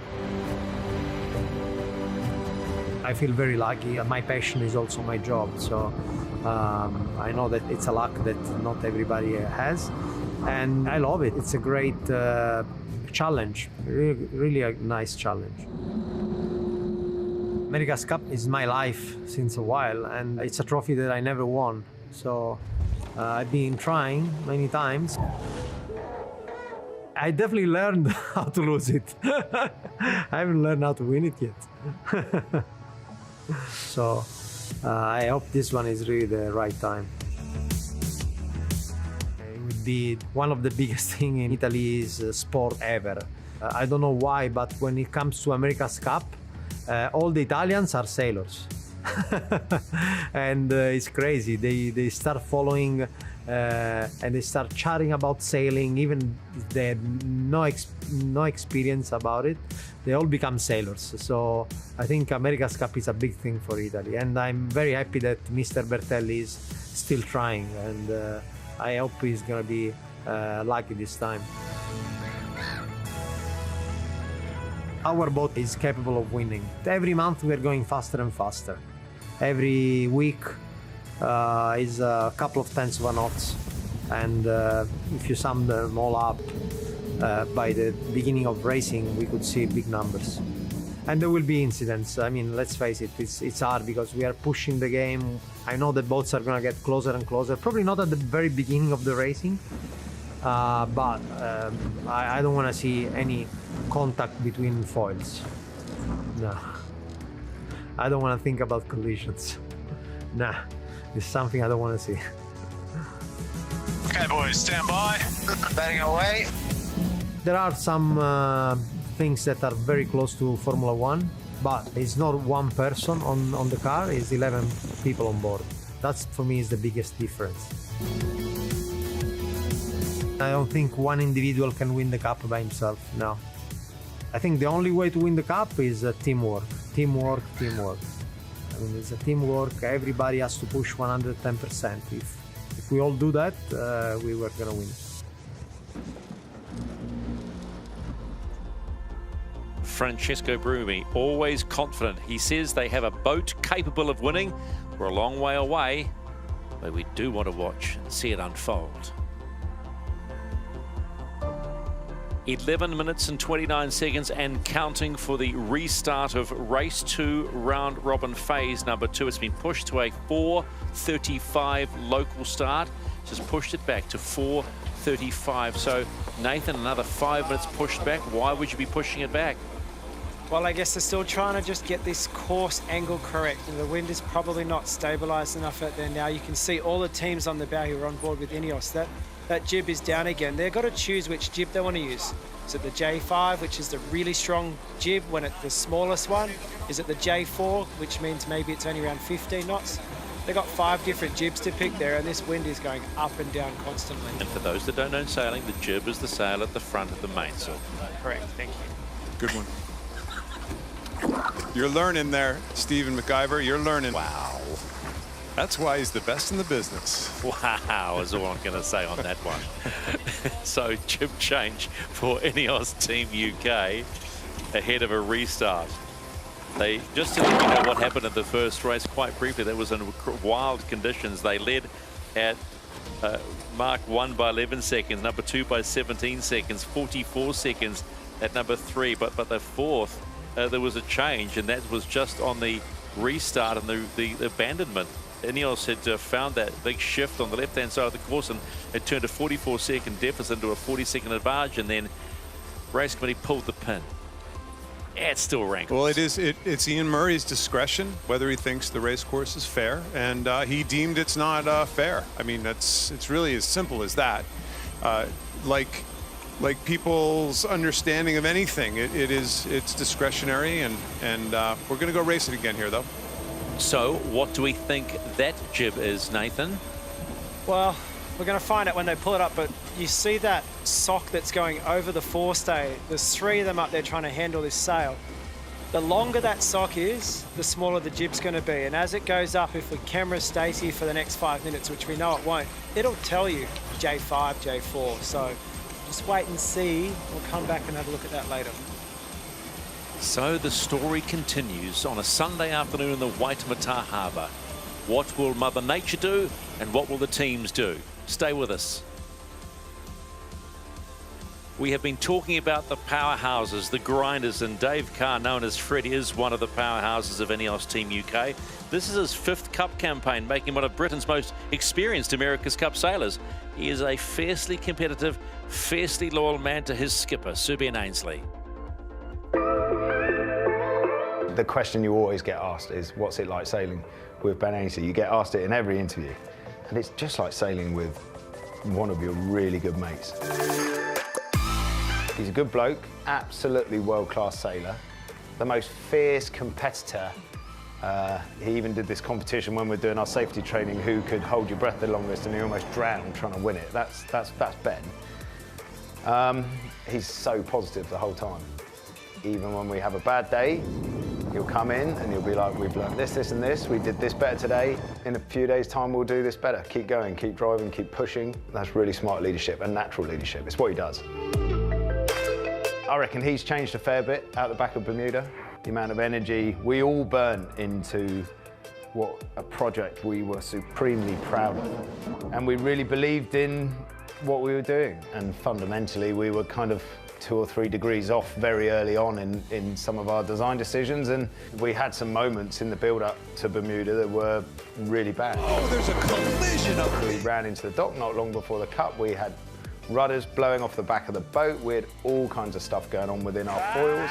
We just kept going. We knew the whole world was looking at us, but we stayed really, really solid as a unit. We knew that we were in control of certain things, and we knew that we weren't in control of other things. And the things that we were in control of, we decided to do it better than anyone else could do, and that's why I think we eventually, in my opinion, kind of played off par, I guess you'd say. In my head, I kind of think we played off par just about, but it was hard. And the 6 months, actually to about a year after that Cup, the processing of that 3 years and what we learned through that process and what we learned through failing was really hard. Yeah, we're learning how to sail again. I think more so than 2013. This is next level. This makes an AC50 look basic. I mean, you go downstairs on these boats and look at the systems on board, and it is just absolutely mind-blowing. And the foil designers are just like, it's 15 times more complicated, trying to get the foils to do what they want to do and the parameters they're working within compared to the AC50 foils. It's a challenge. It's a real challenge. Like every time we come in off the water, we've learned something completely new. To say every day is a school day is an absolute understatement. It's like every day you're going into a physics lecture and learning like master's physics. It's pretty out there. I definitely have to have a few coffees before every debrief. INEOS rider David Carr, part of a 120-strong INEOS organisation, here to try and take the old mug back home. Restart 4:35, Luna Rossa, PRADA, Pirelli, port entry, starboard entry, INEOS Team UK. Will Mother Nature play ball? The conditions have changed, and now it's time to start thinking about gearing up and getting on with it. Guys have put in some practice time in between the big squall that pushed through, and now we see I wouldn't call this light conditions out there, Nathan. It's still lumpy, really lumpy. Like Shirley reported a while ago, there's waves coming from all directions with this big wind shift right now, which is typical of that situation. And we're going to see the stability on the foils. We're going to get another check-in on boat speeds for heavy air, and off we go. Well, one thing I know is foiling boats don't like waves, and these teams will be struggling with that. You know, the flight controllers on both boats are going to have their work cut out for them. INEOS Team UK have got Luke Parkinson and Lee McMillan flying their boat, and man, we saw how rock solid they were in the flat water the last couple of days, but they might have a chance to recalibrate from that last race, and the sea state is all over the place, so it's not a job I'd be wanting, that's for sure. Onto the water with Shirley Robertson in chase 1. Update us on the conditions, Shirley. Well, Stephen, the sun's come out, to be pleased to hear. It's great conditions. I mean, we're near the start area, it's about 16 knots of wind. Obviously, the course has been rotated, and now the top end, the top gate and the top end of the course is actually quite close into the land. So, I mean, I wonder if the teams are getting concerned about the sea state, is whether they get close in to the shelter of the land there, if that might help. It feels to me there's still plenty weather in this day. Both boats have gone from pretty small jibs, and I think they'll have been talking to their meteorologists and expecting plenty of pressure for the next 30 minutes. Well, the one thing we did know is that front was going to come through and change it, and all the forecasts had, once this front passed through, it was going to hold in the northwest direction and be pretty solid in the high teens today. So if that front is now through, then this breeze should be here to stay, and I think we're going to have pretty windy, but it's going to be shiftier than what we saw before because it's starting to come off that land where you can see top marks under the land up there. Exactly, shifty, and that's when you get passes in what looks like reasonably benign situations. So splits at the top gate become that much more dangerous for the boat ahead. Yeah, this is going to be real action out here again, and can't wait to see it. You know, I bet you Ben Ainsley had a sit down with his team as to talking about what to do in these windy pre-starts. Maybe we see a little bit of different action out of Ben after not quite doing that first start sequence a little while ago very well. Heading towards the 2-minute and 10-second mark, which will then allow Luna Rossa the port entry into the pre-start area, and then at 2 minutes INEOS will be allowed to come in and start the joust. No lower, no lower. Yeah, that's it. Good course. Easy. Luna Rossa is in. Okay.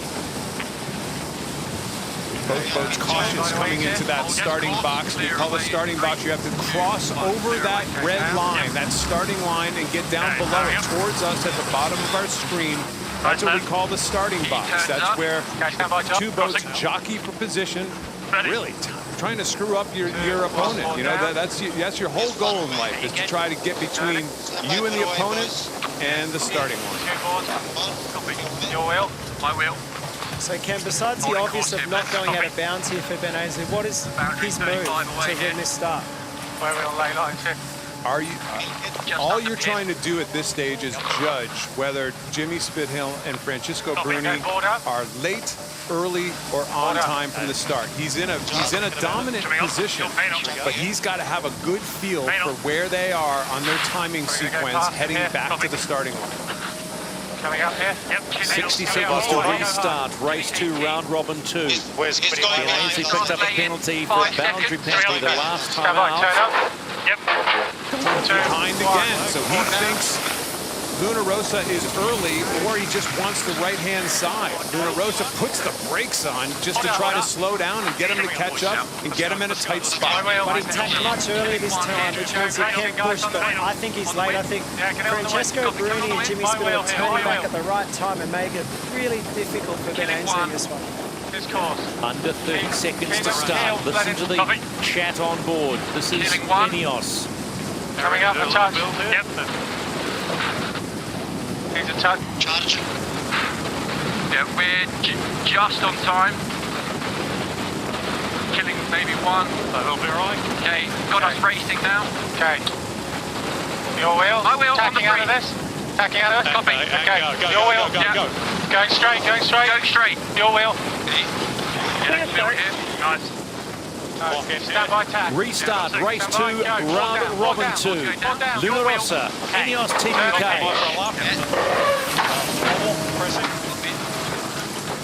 You know, Ainsley kind of got out of that a little bit, Nathan, but I'm surprised he hung on. He got a little greedy there for a second. He had a gap off of about one boat length to the right or to weather of PRADA, and all of a sudden, instead of we're going to tack out of this, guys, he tried to hold and actually fell back a length or two before they finally tacked. Yeah, first time we've seen a bit of indecision from that team. Normally, last 2 days, they make a call, they stick to it. That time, they change their mind. They've made the first tack, and this is all going to be about which side of the course is going to be favoured as to who's going to be in front when they come back together. Yeah, I think we sail to it. On board Luna Rossa. Stand by. 3, 2, 1. Pressure out of this.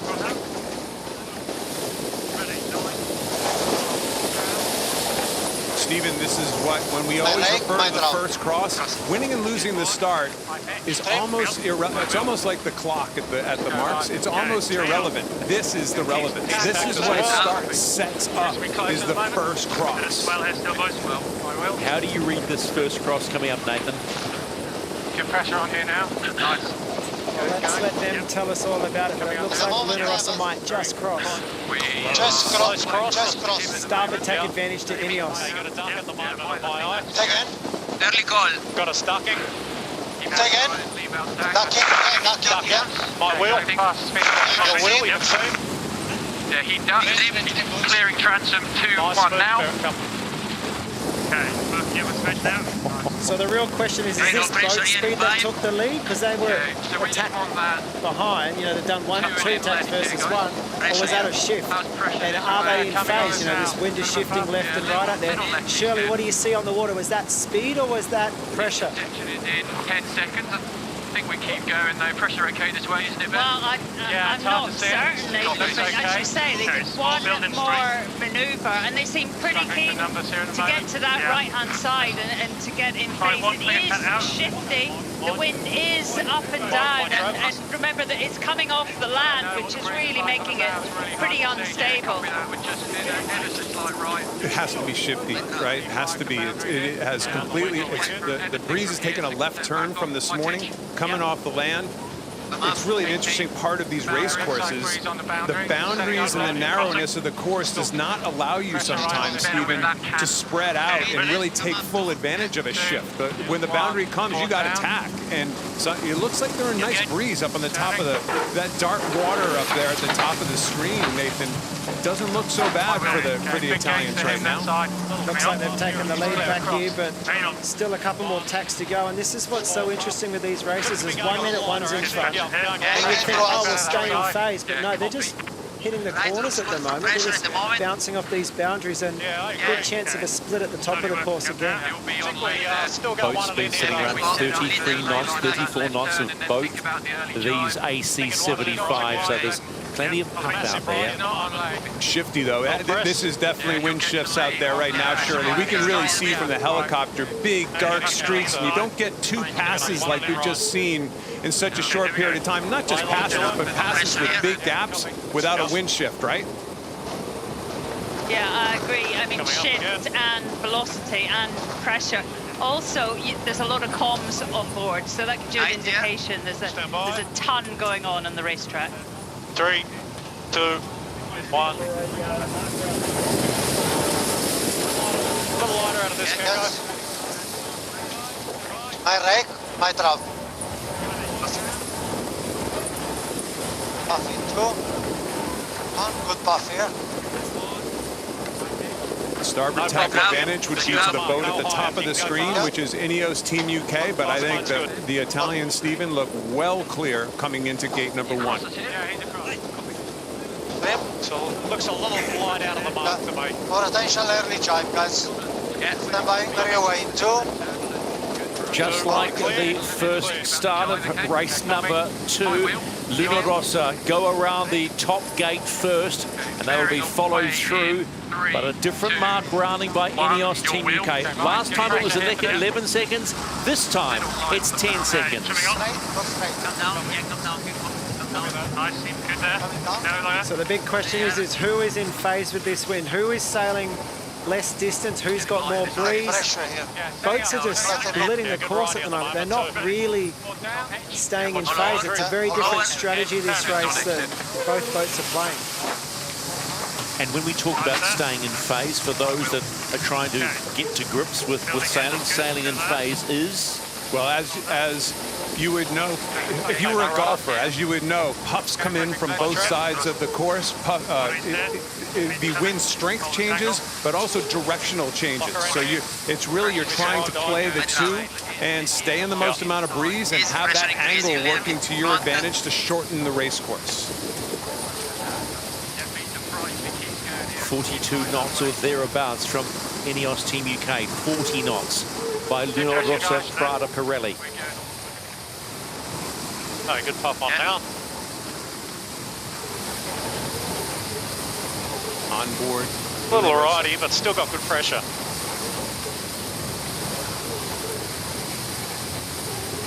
Good pressure up here to windward. Copy. Numbers. It still blows me away, Nathan, when they're going 40-ish knots. Let's call that 46 miles an hour or 74K amongst friends. Stand by. It's just the calmness, right? You just get used to it. You just become immune to these kind of speeds. When you do it day in, day out, 40 knots is nothing for these guys. And I could see Jimmy Spittle there driving the boat, looking over his shoulder. Yeah, there's a bit more breeze coming. It's fine. We'll go a little further and jibe again. They're in front, so he's obviously a bit calmer. INEOS jibed on the far side there. I think that this race is starting to get a little bit closer. Shirley, what do you see on the water there? We are right beside Luna Rossa. It's interesting you say, you know, you kind of get used to it. I was just thinking how stable that boat is, and we haven't said that for a little while. But my goodness, you know, hard to see, mate. really stable. I mean, it hardly moves the distance between the hull and the water. They actually look quick as well. The race course is kind of in two halves, softer at the top, more wind and more bumpy as they get to the second half. My guys getting close. Always going to be a lot more chatter as you're getting close to the gate. You got to decide a whole bunch of different things, and especially which mark on the gate you're going to go around. And that setup is always a huge factor on whether you can stay in phase with the boat behind you, or you're ending up with a big split. Yep, anytime. More down. Careful, big waves out of these drives.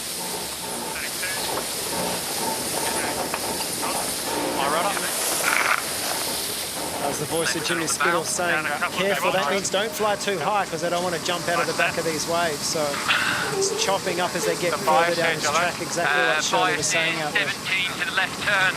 Okay. Nice turn. See what he does.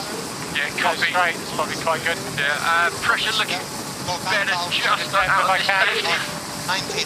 Looks like we're going to have a split at the bottom marks here. I think we're wide enough. 3, 2, 1. Luna Rossa, PRADA Pirelli maintain their lead in race 2, round robin 2. It was 10 seconds at the top gate. It's now 7 seconds at the bottom gate. So slight gain by INEOS. And a split, even more importantly, a split. Now it's puffy and shifty out there. We saw in that first leg with 2 lead changes. Having a split is a very nervous moment if you're the boat in front. Little press, just underhand a little. Just gives the boat behind an opportunity to get by you. If they're following you, it's quite hard to make a pass unless you're quicker. But right now, INEOS heading out to that side. If they get a right-hand shift, or if they get any more breeze, have more breeze than Luna Rossa, they'll have the starboard tack advantage on the way back, and they could make a pass here. If we go back to that first leg, because we're on leg 3 of 6, that's where Luna Rossa picked up some wind and made a huge gain on that first leg up on the right-hand side. Well, INEOS doesn't look like they've gotten further behind right now. They actually have a pretty nice angle out there, keeping it close, waiting for Luna Rossa to make that one little mistake, or waiting for that wind shift to help get you by. Heading towards the halfway mark on race 2. Close cross. Close cross. So gains for the Brits. Well across for that shift. Okay, pressure on him. Little shift right at the end there, Nathan. Little shift that's Luna Rossa across. The big question is the breeze going to go right or left from here? If the breeze goes to the left as you look up the course, INEOS are going to take an advantage. If the breeze goes to the right, Luna Rossa get the advantage. If it doesn't change, the boats aren't going to change. You'll just stay the same distance ahead. But I'm just shocked that Luna Rossa aren't covering. Why they keep giving these opportunities is a bit beyond me. Match racing is all about getting in front of your competitor and staying between them and the mark. Says the speed demon who in Bermuda was the guy splitting the course all the time. How things have changed. Well, it's way more fun to split it up, and it gives us something to talk about. But if we ever got far enough in front, Percy was always saying to me, tackle their face. Little build here. Yeah, I've got 10 righty there. So 10 righty, that's Giles Scott talking about the actual directional shift of the wind. All these wind instruments on board are helping them keep track of where they are on a right-hand shift or a left-hand shift.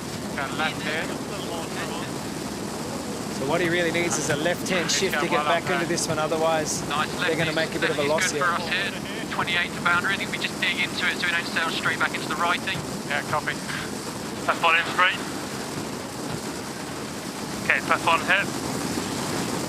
Set up then. 13 seconds, my pitch. Yeah. Okay, ready? Splitting the breeze right now, Nathan. And down. if you're an Italian fan, you're hoping they can get across quick. This is a real left-hand shift. My wheel. Pressure out. Pressure out. 25s. So now's a great moment if you're Luna Rossa to just tackle their face and sort of lock the race down. If they continue, they just keep giving opportunities. We may have to dive in. But it's getting close. I think they're going to not be far enough ahead to tackle them, so I think we're going to see another split here. That left-hand shift worked, and Luna Rossa barely gets across. Better pressure for us coming here though. I think you need a bit more of a lead than that to do it. Pressure out to sea the whole time. Just keeping the race alive and interesting for us. Very bow up at times. Heading towards the top gate and the completion of leg 3 of 6 in this second race of round robin 2 after a restart. After the initial race was abandoned at the bottom gate and leg number 4. Who has got the advantage coming into this gate? Well, I tell you what, if INEOS can do it in one from here, one more take, good pressure here. Good chance they're going to make quite again, and that's where the lead change might come. That was a left-hand shift that you heard Giles Scott over about a minute and a half ago talk about. Let's sail into this all the way to the boundary. They felt their left shift. They wanted to not sail back out of it. This is a real left shift. If INEOS gets any tick back to the right, they're going to be well ahead, I think. Shirley, what can you see? You're following them up the track. We're on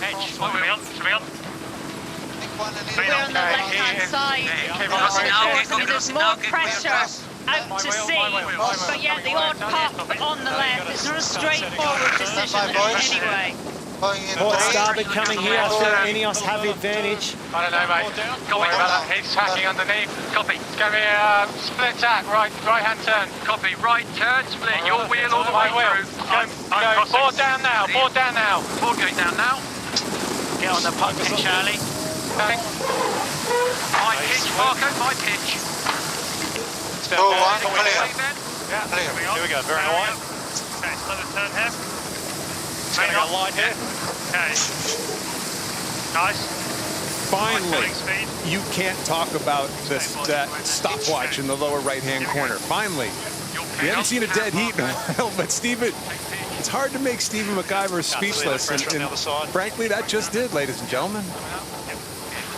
Here's a split again, though. Even Stevens.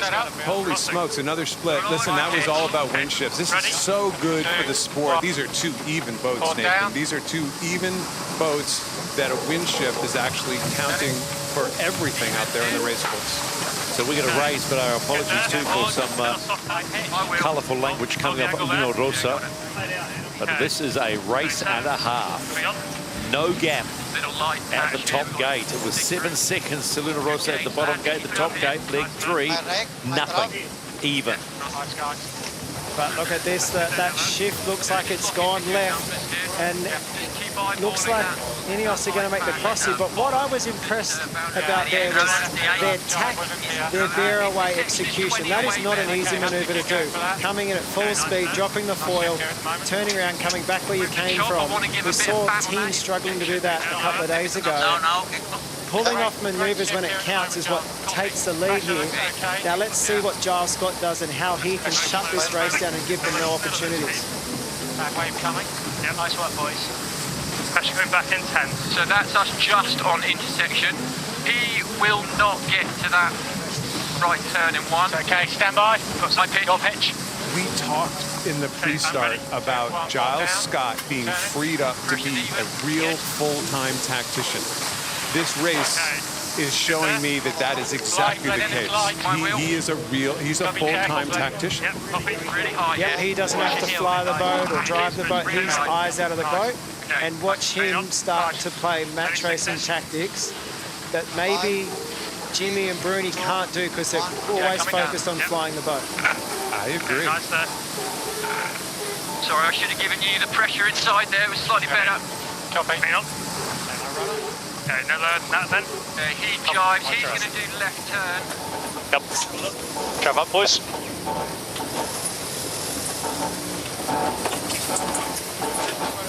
Light it up. Nothing at the top gate to complete leg 3 as we approach the bottom gate. Shirley, what do you make of this race? Auto lap, 40. There's so much going on the race course. I mean, it's so strong to have a dedicated tactician painting the picture the entire time. And we're not hearing those comms coming off PRADA. Whatever boat you're sailing, but especially if you're doing 38 knots down here, it's so crucial to have that, to have eyes out the boat.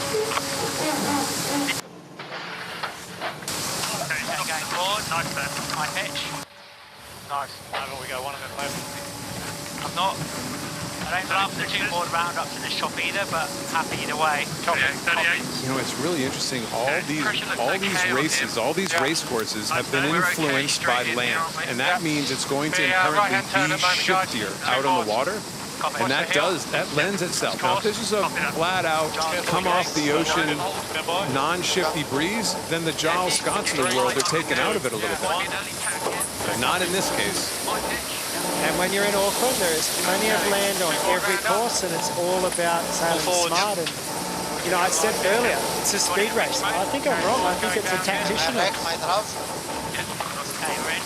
2, 1, and up. Yep. INEOS Team UK rounding the bottom gate to complete 4 legs of 6, and it is an official lead change. They were behind 10 seconds at the first, 7 at the second, nothing at the third, and now they are building a lead on Rossa. 2, 1, running up. Good. 26 seconds the gap from INEOS to Rossa. Gotta love that clock. So once again we have a split. Boats go different marks, but this is a pretty substantial lead. And they're going to tack right on the boundary here. I was shocked. I thought Giles Scott might attack earlier to get in phase, so on the next tack they could attack right on their face, but maybe he's seen pressure on the left that we in the commentary box can't see. Working up a couple. Yeah. 3, 2, 1, power down. On the breeze, yep. This is a big cross in this. We are clear across. Okay, little speed build there. Nice. Yeah. Breeze is just holding it this left and then fading a little bit. The question is that looks like quite a substantial lead. We're about 30 lengths across. Do they go past or do they tack on their face? Yeah, just tack on him. Yeah, I think we go in 20 or so here. Yeah. Yep. 30. Set up. Crossing. Yeah, anytime here. 2, 1, board down. Turning. Again, board. High pitch. I will. Okay, getting lighter here, guys. Nice. Okay. Commentary from off these boats is priceless. You can just hear, again, for all you sailors back at home, what a conversation between a tactician and a helmsman should sound like. How's pressure, we think, this way, Ben? Yeah, it's okay. I don't think we want to go too far. Looks like there's pressure in about 20. Copy. We'll use that. He's back on port now. Okay, we'll give a tiny bit here. Yeah. Up on the bow. A bit of pressure now. Bit of pressure this way, isn't it? Just going right. Hit breeze here. It's that balance between sailing your opponent and sailing the breeze and trying to work out which one you want. But remember, in all the previous racing in that Christmas series, Ainsley could never look around because he was always fighting the boat. Here he is actually looking around the race course right now, and the boat is kind of sailing itself a little bit. If a boat going 40 knots can ever sail itself, you know what I mean? I know exactly what you mean. When the boat is in its groove and you've got the guys flying the boat at the correct height, the trimmers are trimming the sails spot on for you. The rudder gets light, and the boat kind of just tracks and goes where it wants to go. So now Ben can help Giles about where we want to go, and if they've got good speed, they're in good shape. But this angle, he looks like Luna Rossa aren't going away. Boys, on you can. They'll come. He's got a marginal 1 and in right turn. No more than that. Little build, guys. How far ahead are we? Good lead, and now what the tacticians are doing is talking about that race course geometry. Which side do they want to escape this top gate towards? Where do they think the pressure is? I think he's going to have to go. He'll be lucky to get the right turn from there, I think. Big lefty here for us at the moment. I think he might get that. Okay, stand by here. Crossing. Wiped it. Oh, what do you think? Big lefty is a left-hand shift out of the race course now. Breeze has gone to the left. They like it, but they're not going to give that other boat. They're not going to let that other boat out of their sights. Even though they're in a left-hand shift, Stephen, in a typical world, they would have continued because eventually, hopefully it goes back to the right. They just want to keep control of their competitor right now. This is absolutely a match racing decision and not a wind shift decision. Good pressure. Yeah. Can't get on Giles up well. Similar speeds by both teams as they head towards the top gate for the last time in race 2, round robin 2. And INEOS Team UK, after being 10 seconds behind, are now in front. And we'll check on the margin as they go around the top gate for the final time. Yeah, we've got to hook up into that pressure. Copy. Let's get a bit further. Yeah, I pitch Charles. Yeah, yours. Lay line in 4. Yeah, it's setting up then. Crossing. Good pressure out of this. I think this is the lefty, but let's be sure of it. Okay, I'm ready. Hey, Giles. Yeah, mine. Okay. 2, 1, board down. A bit slow here. Good. Okay, back out of this a bit. Okay, that's course. My wheel. Slightly overstood. Yeah, fine. Stop it in fat here.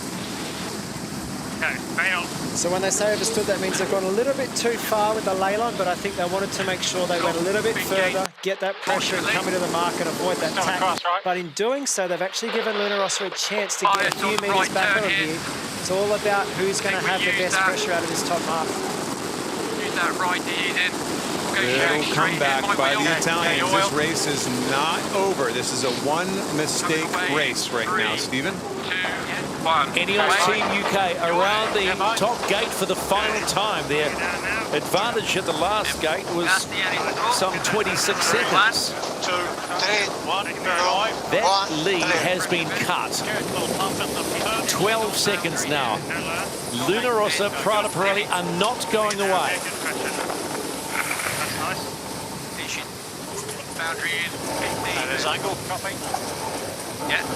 Scary moment for the Brits. Complete split on the race course right now. And honestly, a great moment for the Italians. At this stage, you got to take a little chance, although it looks like they're sailing into pressure right in front of them. My wheel. Building. Check out the powerhouses going there. These guys have only got the 6 grinders, remember, the angle, Giles.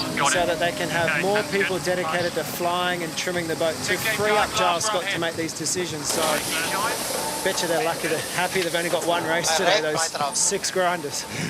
You can imagine the grinder saying, yeah, thanks for that, Ben. Yeah, we don't have to tack on them, don't worry. Can we just stretch it out to the other side of the race course? Nice game by INEOS. They choose the gate at the top mark correctly, apparently, at this stage, and pop out to a little bit bigger lead. Pressure looks all right here. Average heading. Copy. I don't think he'll get 1 and in to finish there. Take a little coming down here on the water. Is there an opportunity here, wind-wise, for Luna Rossa to get back into this one? Oh. Nathan, I mean, to me, INEOS now looks like they're on the right jibe. There's quite a lot of pressure coming from the left-hand side of the track. They look in the best spot. I think also, when we're talking about INEOS, only having 6 grinders allows them to have 2 pilots, Luke Parkinson and Lee McMillan. So, you know, they're stable all the time. Whatever's going on, they've got, you know, 2 guys working on it. And that, in a day like today, it's a massive bonus. Shelley, that's a good point, particularly in these waves, having dedicated flight controllers You know, it's one board down. It's a big deal, and I'm just impressed with how they turned this around. That race that got abandoned, they were on the back foot, and they've got back into this after trailing on the first lap. Lost both starts today, and still have a nice little lead, but again, it's a one mistake lead. You splash down and get caught off your foils, or you get out of phase here badly, and things could get close very quickly. But they're running out of time on the Italian boat. They are running out of time. Splashdown by Rossa PRADA Pirelli coming home. Not what they wanted. As you can see, INEOS Team UK setting up for the final jibe for the finish. Finish line. Let's go easy on the turn rate on these couple of jibes. Yeah, copy. One more jibe to go here, boys. Yeah. Further here. Okay, set up. Happy. Crossing. Yeah. Happy. Ready. Happy. Yes. 2, 1 board down. Turning. Nice and smooth. Nice. Okay, going board. Good that. My wheel. My pitch. Easy switch. Okay, building here. This is course. Copy.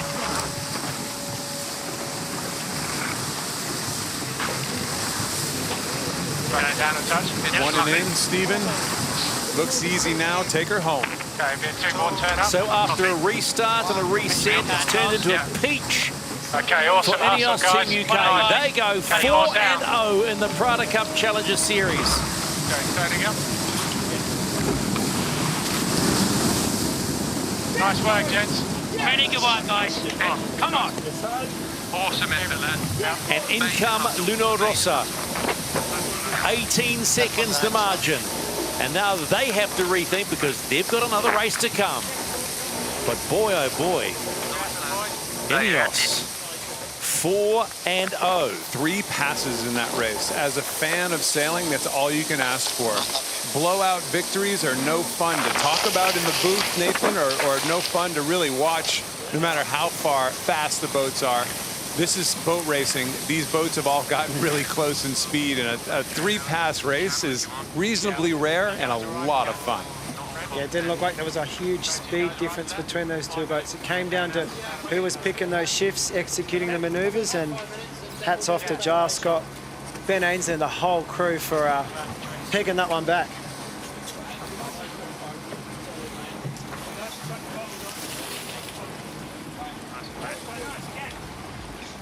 Confirmation of the result of race 2 in round robin 2, and INEOS Team UK with an 18-second win over the challenger of record. INEOS Team UK are unbeaten so far.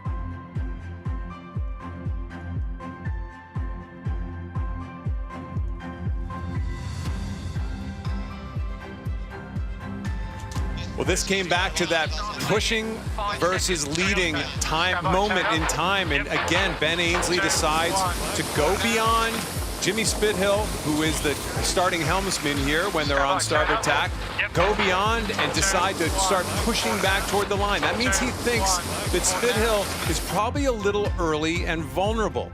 But again, Spithill does a nice job slowing the boat down, getting himself into position. This looks a little scary for INEOS, but it's actually a reasonably dominant position for this reason. Look at that. You just suck right up. The boat on the left comes right up and forces Ainsley into attack away. Initial advantage goes to PRADA. But after a couple passes, pass once, pass twice, it's back to PRADA again. We think we have a super even boat race from a boat speed standpoint. Nathan, this race is all about the wind shifts.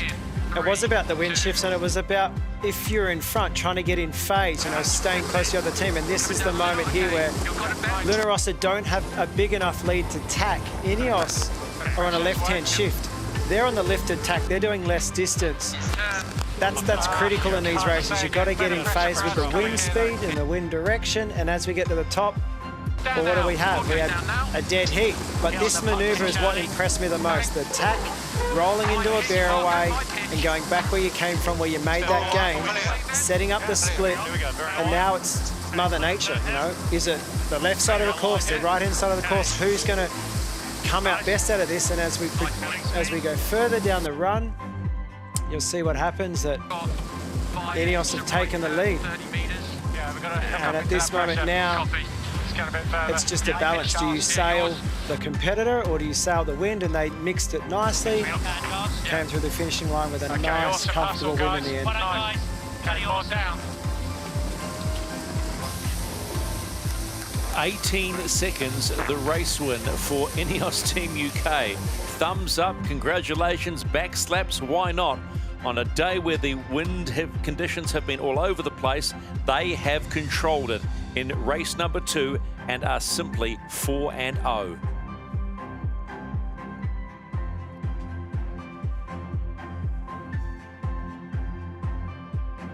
Auckland City looking glamorous in a gloomy Sunday afternoon, but there's certainly not been gloomy on the race course for INEOS Team UK. They continue to be the story of the PRADA Cup Challenger Series. You get the impression that they want to go straight into that PRADA Cup final. Here are the numbers, lads.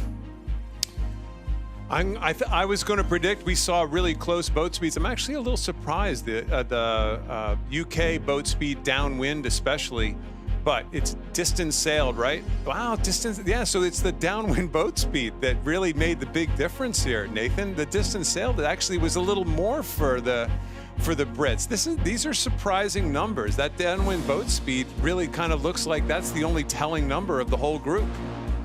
Yeah, absolutely. Like everything else is pretty similar. An extra tack, same number of jibes. What is that? That's about 500 meters less that they sailed, 450 meters less. Sorry, more. So yeah, therefore it's the downwind speed that's got them there. That's incredible.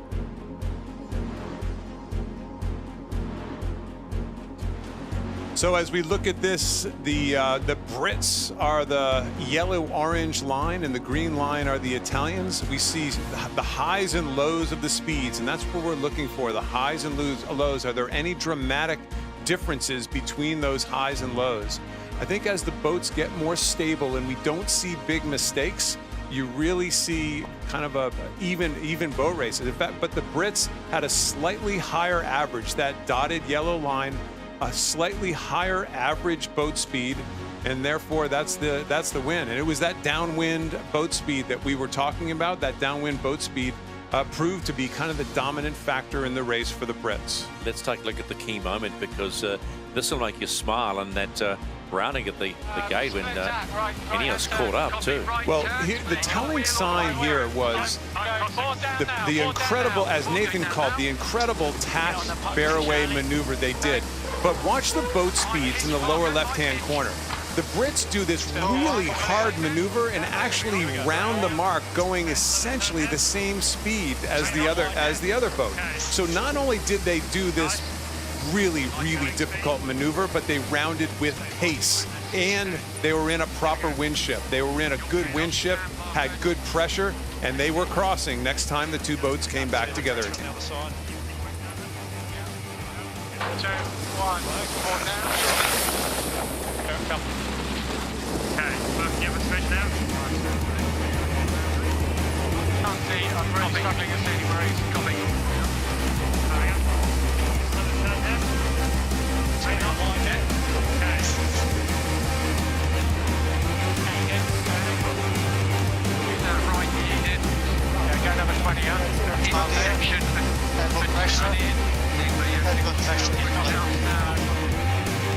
INEOS Team UK, they are the team to beat. You cannot get away from it now. I don't care what anyone says, Kenny, 4-0. Catch me if you can. I think unsung hero right now is Giles Scott. Forget the fact that the engineers and designers have done a masterful job. Sail makers, sail designers, everybody getting this boat to be competitive compared to what we saw. But Giles Scott has proven to be a race winner at this stage. Nathan? Yeah, absolutely. It's super impressive to watch, and they're going to go home happy today. They have been happy for the last 4 races, and why would they be? The completion of round robin 2, not too far away. You know, they say the America's Cup is an obsession. We've seen it all, but no one knows that better than Rossa PRADA Pirelli's Max Serena. This is his 7th campaign. He's held the old mug aloft twice, once for America and one for Team New Zealand, but never for Italy. It's a bit of a sore point, which he's determined to rectify this time round. When you explain to people America's Cup is actually one of the oldest, actually the oldest trophy in sport, people doesn't even, most of the people, they don't even know that. But on the same time, if it's still here after more than 100 years, there is something cool behind that. When the first America's Cup Italian team has been involved with Azzurra many years ago, it was my dream to be involved in the Cup, and mainly because Chino Ricci, which was the leader of the team, was an hero for me when I was a kid. You know? I want to be like this guy. You know? When you're kids, you want to be a fireman, you want to be a soccer player. I was pretty clear idea of what I was looking for in my career. I was never expect to arrive to this level, but it was my dream, and I did everything I could to create the opportunity to arrive here. And that is the reason why you get addicted. I mean, this is my 7th campaign, and at the end of each campaign, I'm always saying, why? And keep doing that. And but it's, yeah, I give the blood for the boat, for sure. There's blood, someone's been hit. There's injury on board Prada. Head injury, someone has been injured. There's a lot of blood there. We catch a massive plastic bag in the keel. It was the beginning of my thinking of save the ocean, no? That day. So we had this long button with a curve following the hull shape. And we catch a wave, and basically the guy jumped on the deck and he hit me with the hook, with the titanium hook on my head. And, I mean, it's part of the deal. I mean, I've been lucky. It could be get worse. It's Matt Serena on board Prada. He's had a crack to the head. The next racing day, I think one of the All Blacks guy, I don't remember how he came to the base, but they gave me this rugby helmet. And they say, well, you have to wear this for... And I remember I put this on, and then after 5 minutes, I took it off. I think the Cup is unique. It takes everything from you, and you give everything you have to the campaign, to the team you're working with. So, I mean, I won the Cup twice. I did 7 campaigns. The only thing I'm missing is to win the Cup with an Italian team and with Luna Rossa.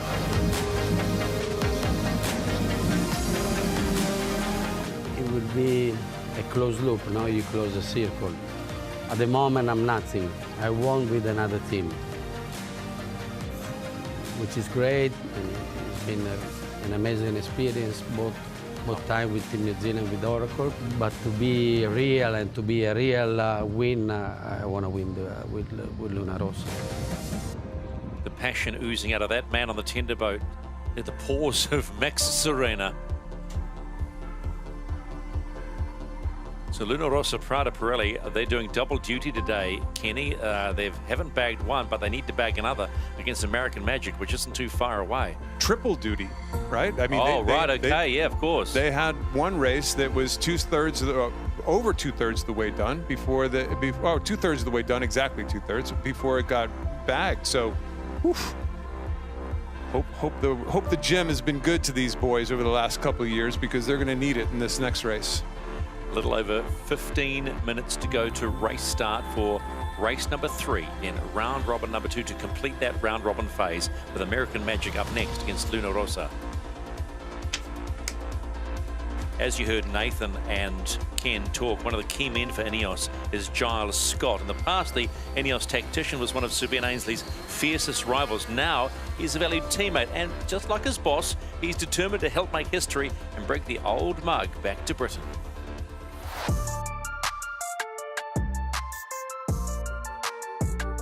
I've been sailing with Ben for a lot of years, 13 odd. We were racing against one another, and we were part of the British sailing team together. The Olympics is a pretty brutal world. Only one person goes and represents their nation per country. And we were vying for one spot for 2012. Ben was obviously successful in that and went on to do great things there. And yeah, I mean, we've always had a very good relationship, even when we were racing. And fortunately, he thought I was the right sort of person to join the team in 2014. Sir Ben Ainsley, who is desperate to put this campaign on a proper footing. I joined for the Cup in Bermuda. For me personally, the Bermuda Cup was a bit more about proving where we could get to from where we'd started. It was a bit odd because we knew that we were a little bit behind the curve there. It was a bit of an odd time, but I think it brought the team really close together. The 166-year wait to win the Cup. It goes on. That was the best we sailed today by a long way. And I suppose it was an uphill battle. You know, I suppose going through a bit of adversity together helps. Eliminated by the New Zealanders who've delivered the knockout punch to the British challenge. But hopefully those foundations are done and behind us now, and we're in a position now where we can really focus in on trying to win this thing this time around. This is an amazingly new concept. I'm really enjoying sailing these boats, especially in the role that I have on board. On the books, I'm a tactician, but on this boat, I fulfill a range of roles from grinding, bit of steering, bit of tactical help, bit of performance help. So yeah, there's a lot for me to get my teeth into, which I really enjoy. Come a little bit lighter here. Yeah, got to be better. I think we're good going this. For us being a British team, it gives us a special aura. You know, we've not won it. It was first competed in 1851 and obviously went away to America and has never come back since. So to be part of a British challenge is special for a number of reasons. You know, firstly being British, but also trying to write the history books, I suppose. It's just another string to the bow that motivates us to try and win the Cup.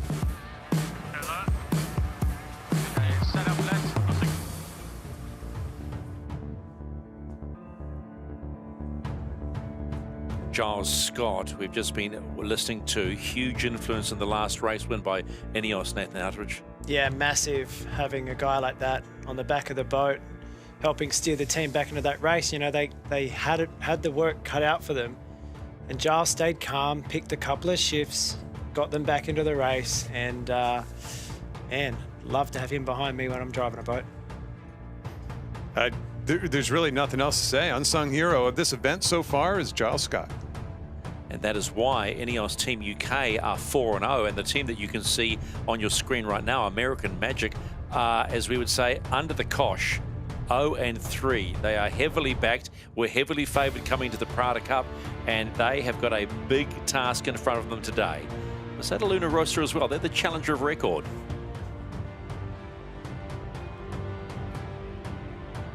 To win the Cup, you need the fastest boat, the best designers, the strongest team, and the ability to beat Mother Nature. The wind gods can turn victory into defeat with just one puff, which is why you need the weatherman.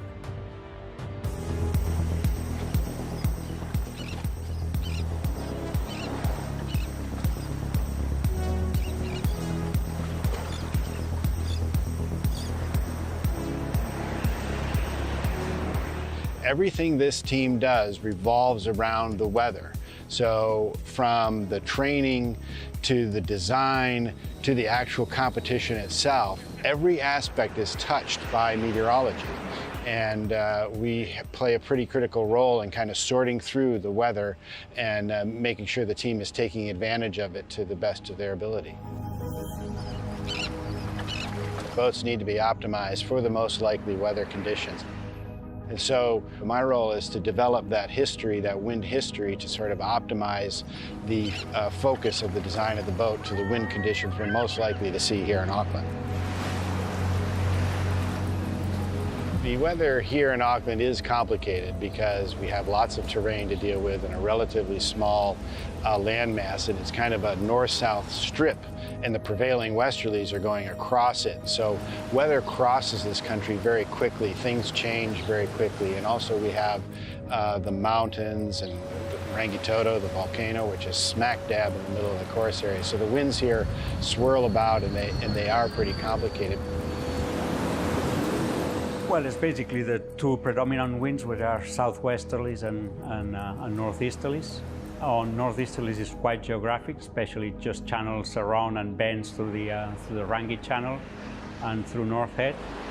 And then with southwesterlies is more about shiftiness and puffiness. So that's there's kind of two winds which are kind of different in quality of the wind you get. The typical early decision is that we can make is what cell selection is obviously the first one. There's the early morning forecast, which is more generic, so it's about the conditions we can expect, it's about just preparation. And then as it gets closer to race, it's more about wind ranges, any features that we can see on the race course. And obviously, if we can know the best way to start a race and starting in a controlling position, that gives a tactical advantage to the team that gets it right. So in that sense, as accurate as we can be is the important bit. My challenge is not so much winning the cup as it is winning over Mother Nature. And so for me, that's really where I feel if I get that forecast right, that's a job well done for me.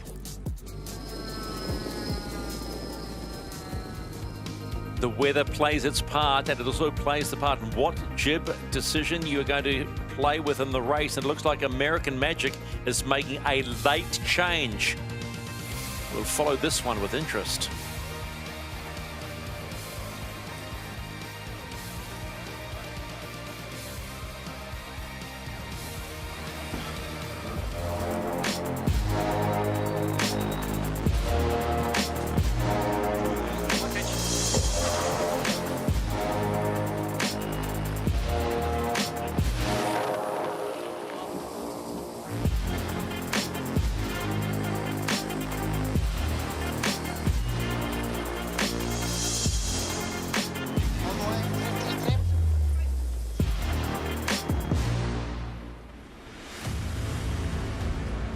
Race 3, round robin 2, and a team under pressure. New York Yacht Club's American Magic. It's really rare so early in an event to say this might be kind of an important race, but it's getting close to that point, even if it's only for the psyche of the team and their supporters. Perceived as the PRADA Cup pre-regatta favorite, Lion Air Vulnerability has certainly gotten their regatta run off to a surprisingly tough start. Today seems a bit different, though, away from that unpredictable stadium course, yet the Union is being tested for this afterguard of Hutchinson, Barker, and Goodison. Time to turn the tide. We're very much looking forward to this race today, especially after a very patchy course yesterday. And, you know, our boat is primed and ready to go and very good in these conditions, so we just got to execute today, and everybody's feeling pretty good about it. And this team is trying to make it a Super Sunday. Well, Rossa, PRADA Pirelli are coming off another loss, and they need to turn this day around somehow. Jimmy and Bruni won the start against INEOS, but were not able to shut the race down. Now they are up against Dean Barker and American Magic, and they need to not make the same mistake again. In this series, every point counts, and points is what they need. But obviously every point counted the first one that we missed, counted yesterday one. Obviously today is a Super Sunday for us because we have 2 races and 2 points there that have to be taken. And we will try to push hard enough to come back home and have something to celebrate.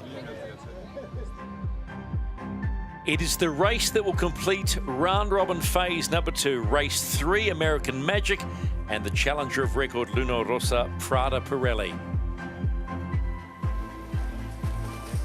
And that's a situation where American Magic fans don't want to see it. I don't know we're well away from the start of this race, but that's not what they want to be.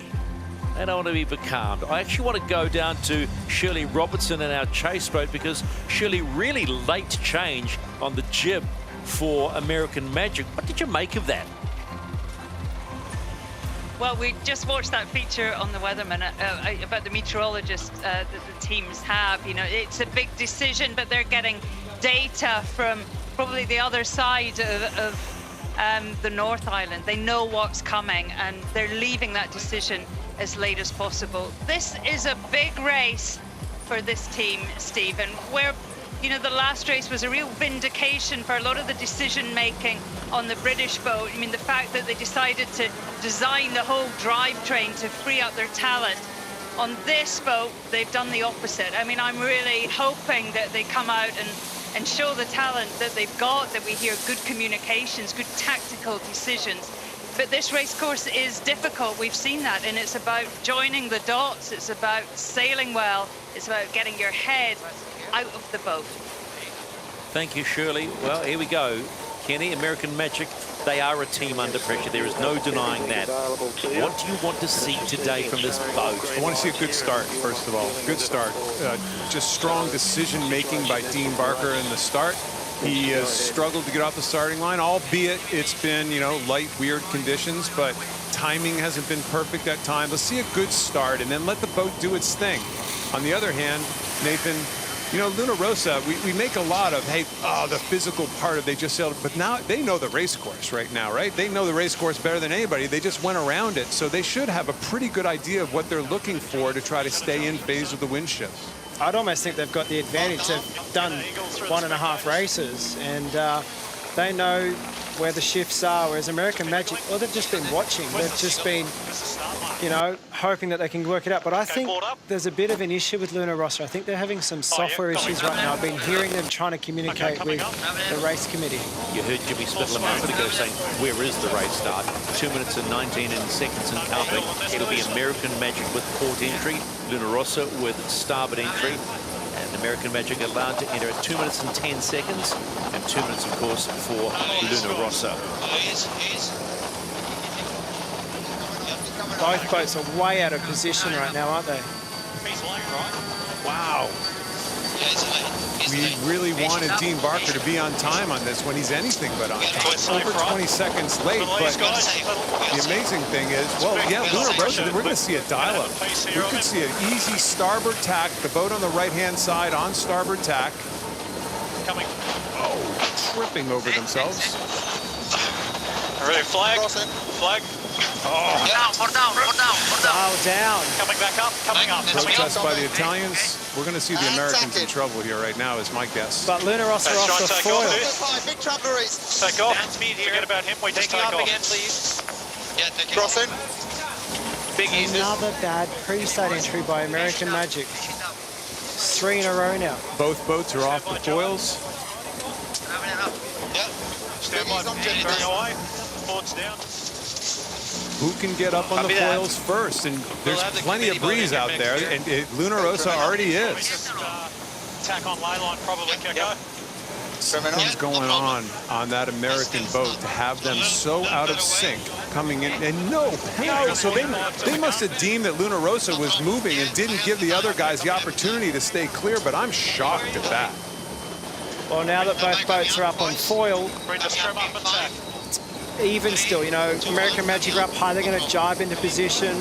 Prada are going to be tacking into position. It's all about time on distance for both boats here. Time on distance. If the Italians do this right, they should have the advantage. Attacking. 20 seconds to go to race start of race 3 and round robin 2. Messy all over the place at the beginning of this pre-start, but now it is race start. 10 seconds and counting. Okay, bearing away a little. Full speed, go. Go, go. Clear start. You heard Jimmy Spittle say it. Full speed, go, go, go, and we are underway. The final race in round robin phase 2. This is race number 3. We're on board American Magic, trailing Luna Rossa out of the gate. Yeah, well, once again, American Magic, just bad setup for these entries. That's the 3rd time in a row that they've fallen off the foils in the pre-start. The lull in the middle. And you can't be happy with that, can you? There's also one on the bow in about 40.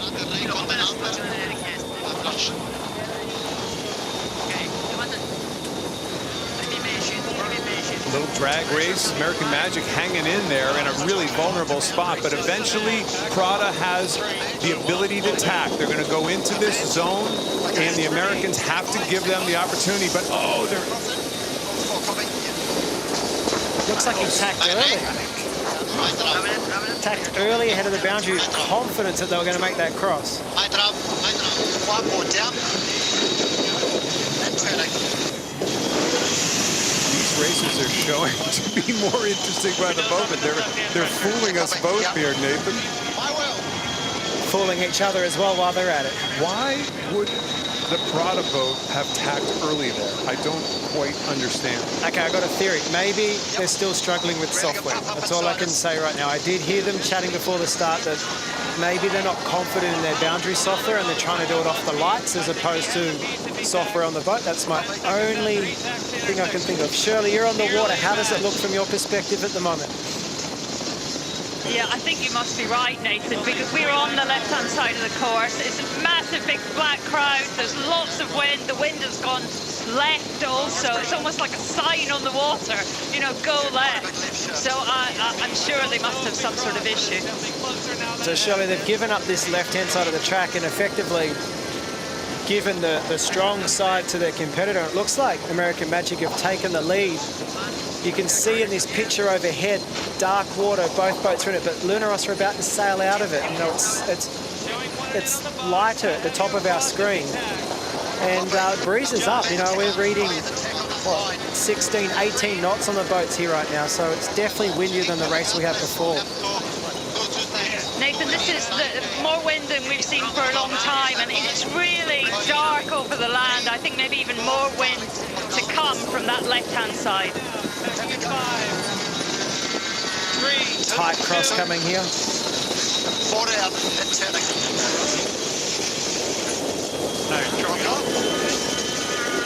That's a beautiful lee bow, isn't it? Hopefully we're going to be able to go to a 3D shot at some stage here and take a look at it. Again, I think they tacked early on the boundary. But man, oh man, American Magic just put themselves in a dominant position. Don't get too slow if you're Dean Barker, but you like the control of the situation right now, that's for sure. Standing by, Goody. Standing by. Cross it. Oh, I love coming in, big left. Oh, close. That's quite aggressive by Jimmy Spittle there, and I think it backfired on him.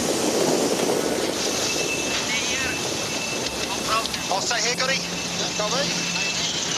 Turning down at 5, 4, 3, 2. Protest by the Italians for a luff. This ought to be interesting. Top gate for the first time, and it's American Magic around the mark first, followed closely by Rossa, 6 seconds behind. Straight into a jibe out of that top mark for Rossa, PRADA Pirelli, so already trying to get over to that favoured side that Shirley spotted. Shirley, is that pressure still over there? Come up, fish. Yeah, an increase in pressure and also long on this jibe. So absolutely, tactically, the right thing to do was early jibe. Wrong. Settle the boat down, boys. Limit, drop up. No penalty on the luff. They took a long time to talk about that one, though, didn't they, Nathan? So explain the penalty on the no penalty on the luff. Jimmy Spithill, like Nathan called, did a very aggressive maneuver. They were the lured boat there, the boat downwind from American Magic. Maybe we can see it on a replay in a second here, but they did a quick aggressive maneuver. This is after that luff, but they did a quick aggressive maneuver and pushed their button. Said to the jury, hey, we think they fouled us. I don't think they did. I think they were plenty clear, but may as well go for it. It was aggressive, though. Oh, if you don't want aggressive, it's going to come from Jimmy Spittle. No denying that.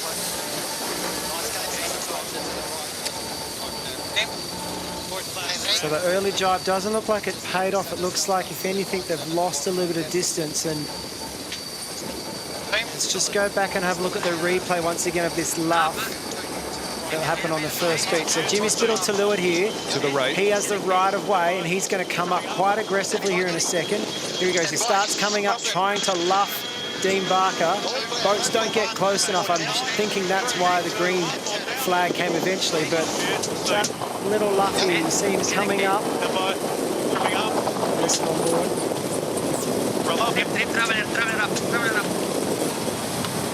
Okay, stand by.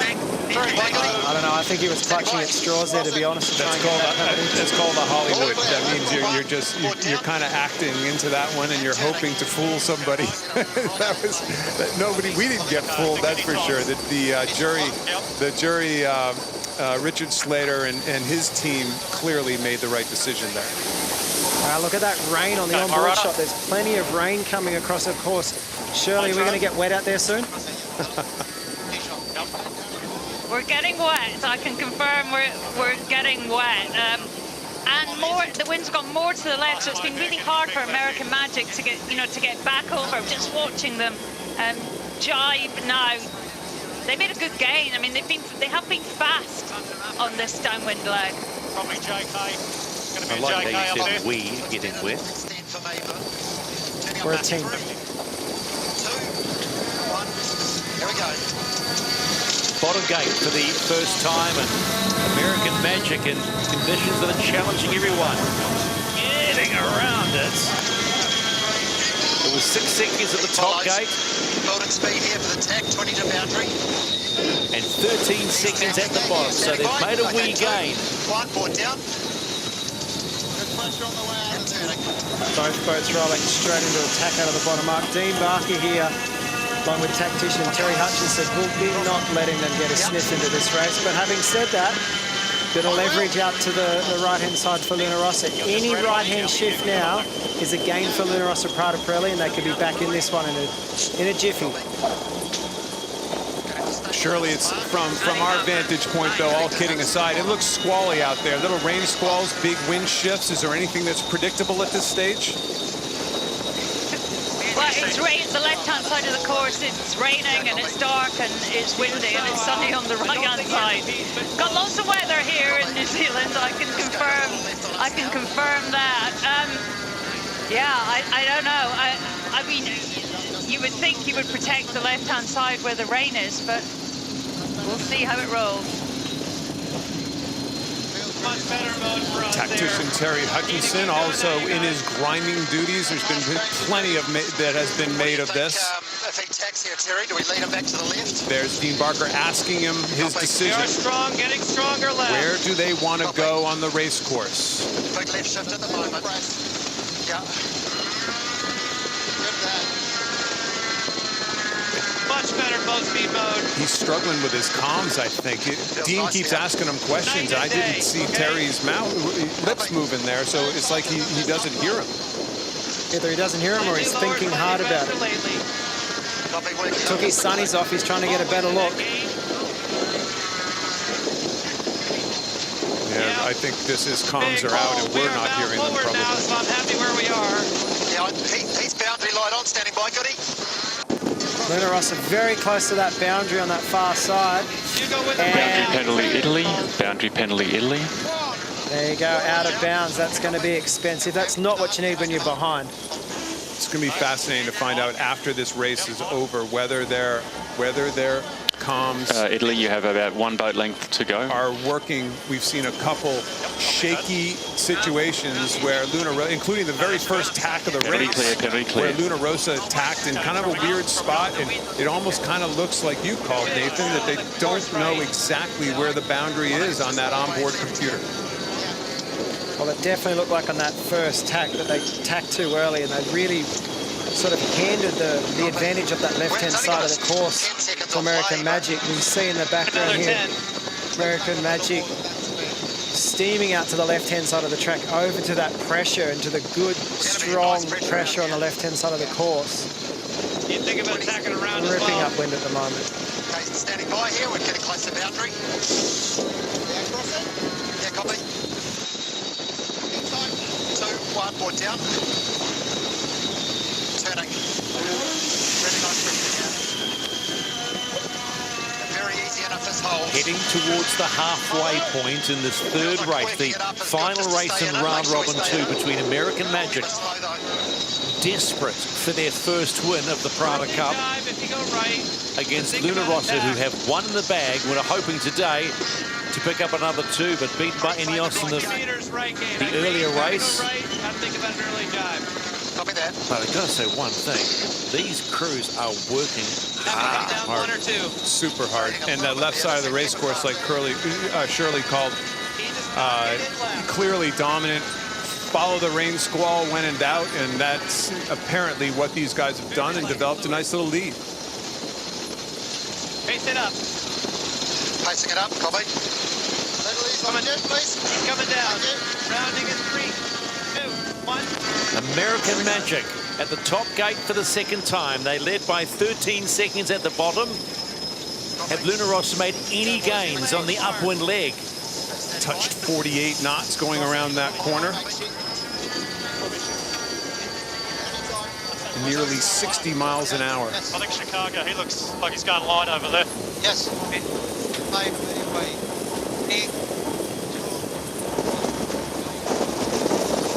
No gains. The deficit increases for Luna Rossa to 27 seconds, losing 14 seconds on the upwind leg.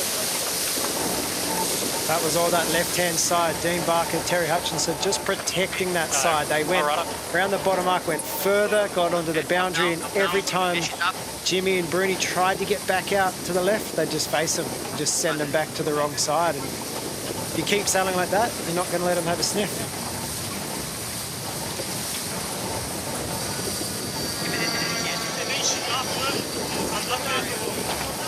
At some stage, we're going to have to ask Jimmy Spithill why they call that maneuver when they go around the mark, put both boards down and roll into a jibe. Why is it called a Chicago? We definitely need to find out the reason behind that. Shirley on the water. American Magic looks strong today. They do, Stephen, and I'm curious to see the analysis, the stats when the race is over, because to me it looks like they've got wheels, they've got a little bit of extra, both upwind and downwind, and when they get free from the other boat, they do seem to be extending. Currently rocking at around 42, 43 knots. They, as Nathan say, are steaming on this race course. I like to call it honking down the course. They're honking. You could use lots of different words for going fast, couldn't you? But let's put it this way. Those small foils that were their Achilles heel yesterday are coming into their own today. And the breeze is 15, 16 knots, gusting a little bit more than that. And this is when that team knows they're going to be fast. Everyone knows that they're the quick team here. And they're making the most of it, aren't they? Saw a big dark cloud over Dean Barker's right shoulder. They're still going to be looking at that left side of the race course. Very, very light beyond Ian. Yeah, I don't think we go too far, man. No, definitely not. He's going to have to watch him out of the tack. Probably turning up in 5, 4, 3, 2, 1. Here we go. American Magic around the bottom gate. It was 27 seconds at the top gate. What will the gap to Luna Rossa be here? Okay, standing by. Crossing. Copy. Well, I suspect it's going to grow because American Magic did that downwind in one jibe. They went boundary, jibe, laid in, and Luna Rossa are going to have to do it in 3 jibes. So each maneuver is going to cost you time around the racetrack. And that big left-hand shift, it's almost a fetch at this stage. It's not quite a fetch, but that big left-hand shift has certainly made this a one-sided racetrack. Very much a follow-the-leader course, isn't it? Two-board round up this one. On 3, 2, 1. They turn it up. Luna Rossa 42 seconds behind at the 4th gate. You heard Jimmy Spithill go, oh, and I think for a moment there, you saw how close they were to that marker. Went, oh, hang on a minute. They were close. The outside wing of that fin, that starboard side fin was close. These guys have, a bunch of times, they've seen almost skittish in this race. We were talking about how smooth they were in the first race in the breeze. It's flatter water. They should be even smoother, you would think, but every once in a while, they look like they're kind of tripping, like almost skittish on the water. I wonder if they do have an internal problem. Yeah, it's a good question. It's not the same boat that we saw in the first race that got abandoned. It's definitely not the same boat that we saw in the race earlier today. And man, a bit of head scratching going on in that program right now, we could imagine. Shirley, you're on the water. You're following them around closely. Can you verify that Luna Rossa are struggling more than what they were in the previous race? Yeah, I mean, the boat just feels really, it looks really unsettled, and you know, we haven't seen that earlier in the day. We're right beside American Magic at the moment, protecting that left-hand side. It's raining on the beaches of the North Shore, and so they're about to come into rain and more wind, and doing exactly the right thing, you know, protecting the left-hand side of this last upwind leg. 2, 1 more down. Shirley, I hate to ask the obvious question. Is there any chance that this weather is going to prevent this race from finishing? Is there any erratic weather that's going to make a chance for Luna Rossa to get back into it? Because I'm an expert meteorologist. I'm just putting you on the spot. You're our eyes on the water. Any chance? You know, we're clinging at straws here to get Luna Rossa back into this race. It is, we're hard left in the camera boat now, and it's really quite strong, and it is further left, but I don't think it's anything like we saw earlier in the day. But expect a big change particularly on the downwind leg. So Shirley was calling rain on the North Shore, but you look at the fans watching this on the big screens in the America's Cup Village. Well, actually, in come the raincoats, but they're loving it. American Magic looking hopefully for their first win. There are some Magic fans in the house. Yeah, we love it too. Don't you worry about that.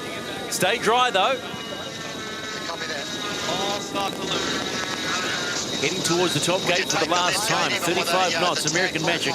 This will be a huge weight off the shoulders if they continue on and win this race. Well, tactically, they're sailing well today as well. You know, a lot is being made of Terry's position on the boat and his position, and not only as a tactician, but as a grinder. But unfortunately, we can't hear him because his comms are down. But we've heard a lot from Paul Goodison, a lot from Andrew Campbell. Sorry, just to interrupt, the elevated voices here. Hard bearaway coming up. 1 more down. American Magic flying into that gate for the final time. And they were phenomenal. Squall here. Whoa, hang on. Trouble in the middle. American Magic. My goodness. They are over. You can hear the elevated voices going into that one. No rush. Wow. Stand by tack. Stand by tack. Tack. 1 more down. Try and get some comms to see everyone's okay on board. Luna Rossa taking it, taking it easy here at the moment as well. Big puff must have come across the course. Jimmy, the race is abandoned when one boat capsized. The point is Let's keep sailing. Yes. Stand by bear away. Yeah, easy mission. Easy bear away. Okay, speed. You can always drop the board after, so be generous on the bearing away. 3, 2, 1, bearing away. Easy, Chip. Can we get anything else on this day? Stay up. No problem, no rush. Chase boats now getting to the attention of the American Magic crew.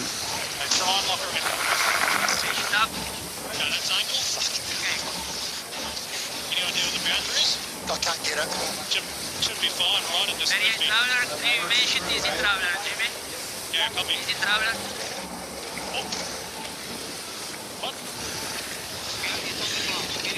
Well, that was a big capsize, wasn't it, boys? You could see the foam off the water, so it's like, uh-oh, big squall. They felt it coming. That's why they tacked around that mark to try to tack around. That's nice. Because it's all good. We can stay there. So Luna Rossa PRADA Pirelli will continue on. We counted all 11 people in the when we had a vision of the boat, so it looked like all people were accounted for, all 11 crew members. So confirmation, all crew safe on American Magic. But my word, what the heck went on? Okay, so what went on there is they were approaching the top mark and they got a big left shift increase in pressure, and you could hear the elevated voices coming into that manoeuvre. They decided to do a tack into a barroway. That was the manoeuvre that Ben Ainslie was doing in the previous race. That's possible, and it's fine to do in 16 knots of breeze, but if that pressure was above 20 knots, that's a tough manoeuvre, and you know, it's end result is a capsize. It's a disaster for the team. Just when you think they are going to get their first win in this PRADA Cup, quite simply disaster for American Magic, and it literally hands the win to Luna Rossa PRADA Pirelli. Luna Rossa just cruising here at the moment, making sure they don't tip it over as well. Right, yeah? But we're going to go through that gate anyway. This is the umpires. USA has retired. USA has retired. The race is awarded to Italy. Race is over. So confirmation, Luna Rossa PRADA Pirelli will get their second win of this PRADA Cup Challenger Series. I think the finish line is this one, straight Just when you thought you've seen it all, Stephen and Nathan, this we knew this was going to be crazy, but we had no idea what the definition of crazy really was, did we? That quite simply is a heart-stopping moment. You are in supposed control of the race. You need this win for your team and your organisation. And then that happens, a capsize. Wow, it's not good, not good at all. And I'm sure we'll be having a replay here in a second to have a look at what actually happened. So, American Magic, capsize and retire. And this is how it unfolded. Okay, so I started seeing the bottom of the jib flapping there, and all of a sudden you see a little foam on the water, a little spray coming off the water. It's like, oh boy, this looks really windy right now all of a sudden. And see that spray blowing away really hard, really fast? But Nathan's look at everything's luffing, everything's flooding. Oh, the lured running backstay is still on. The lured running backstay stays on, and it's hooked up against the mainsail, and they can't let that mainsail out. The lured runner is still tight. The lured runner never got released. No rush. It's tough time.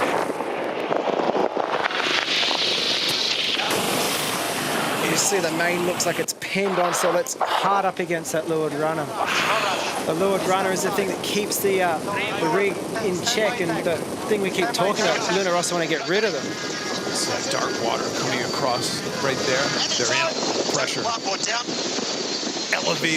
Elevated noise on board. You could hear it in Dean's voice. Turning down at 3. You can hear it. 1, turning down now. The lured runner looks like it didn't release, and oh my God, the boat turns sideways.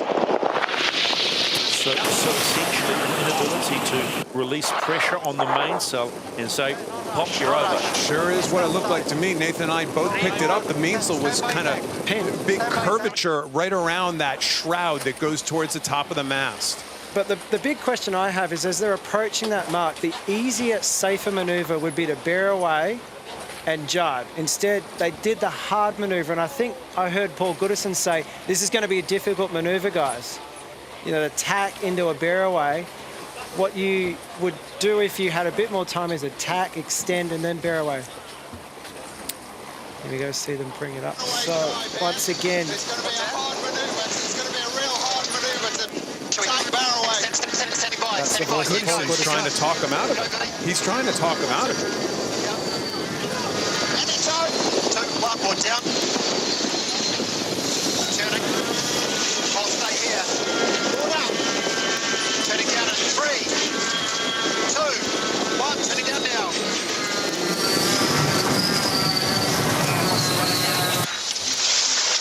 the other thing was is that Dean Barker stayed on the leeward side of the boat, so he's bearing away on the leeward side. He can't see how much pressure there is. He's not looking up at the mainsail to see it stuck on the runner. Had Dean been on the windward side next to Paul Goodison, he might have had a chance to see the wind was stronger than he thought. He might have seen the main on the runner, and he might have aborted that bailaway. Drama on the Waitemata Harbour to complete round robin number 2 and race 3, and the win goes to Luna Rossa PRADA Pirelli after a capsize from American Magic. and Luna Rossa, PRADA Pirelli take their second point in the PRADA Cup Challenger Series.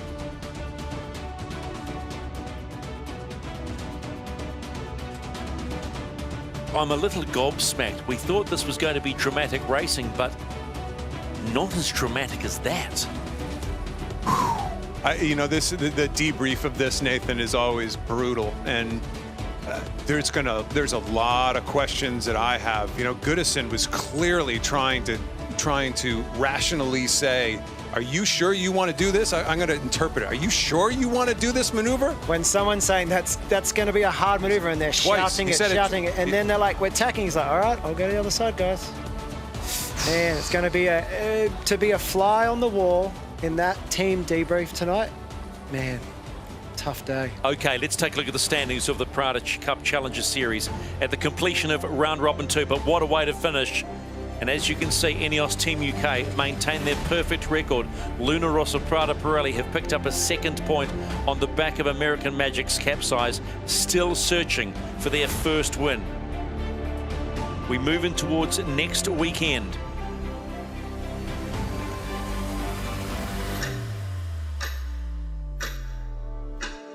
And you can see it will be on the Friday.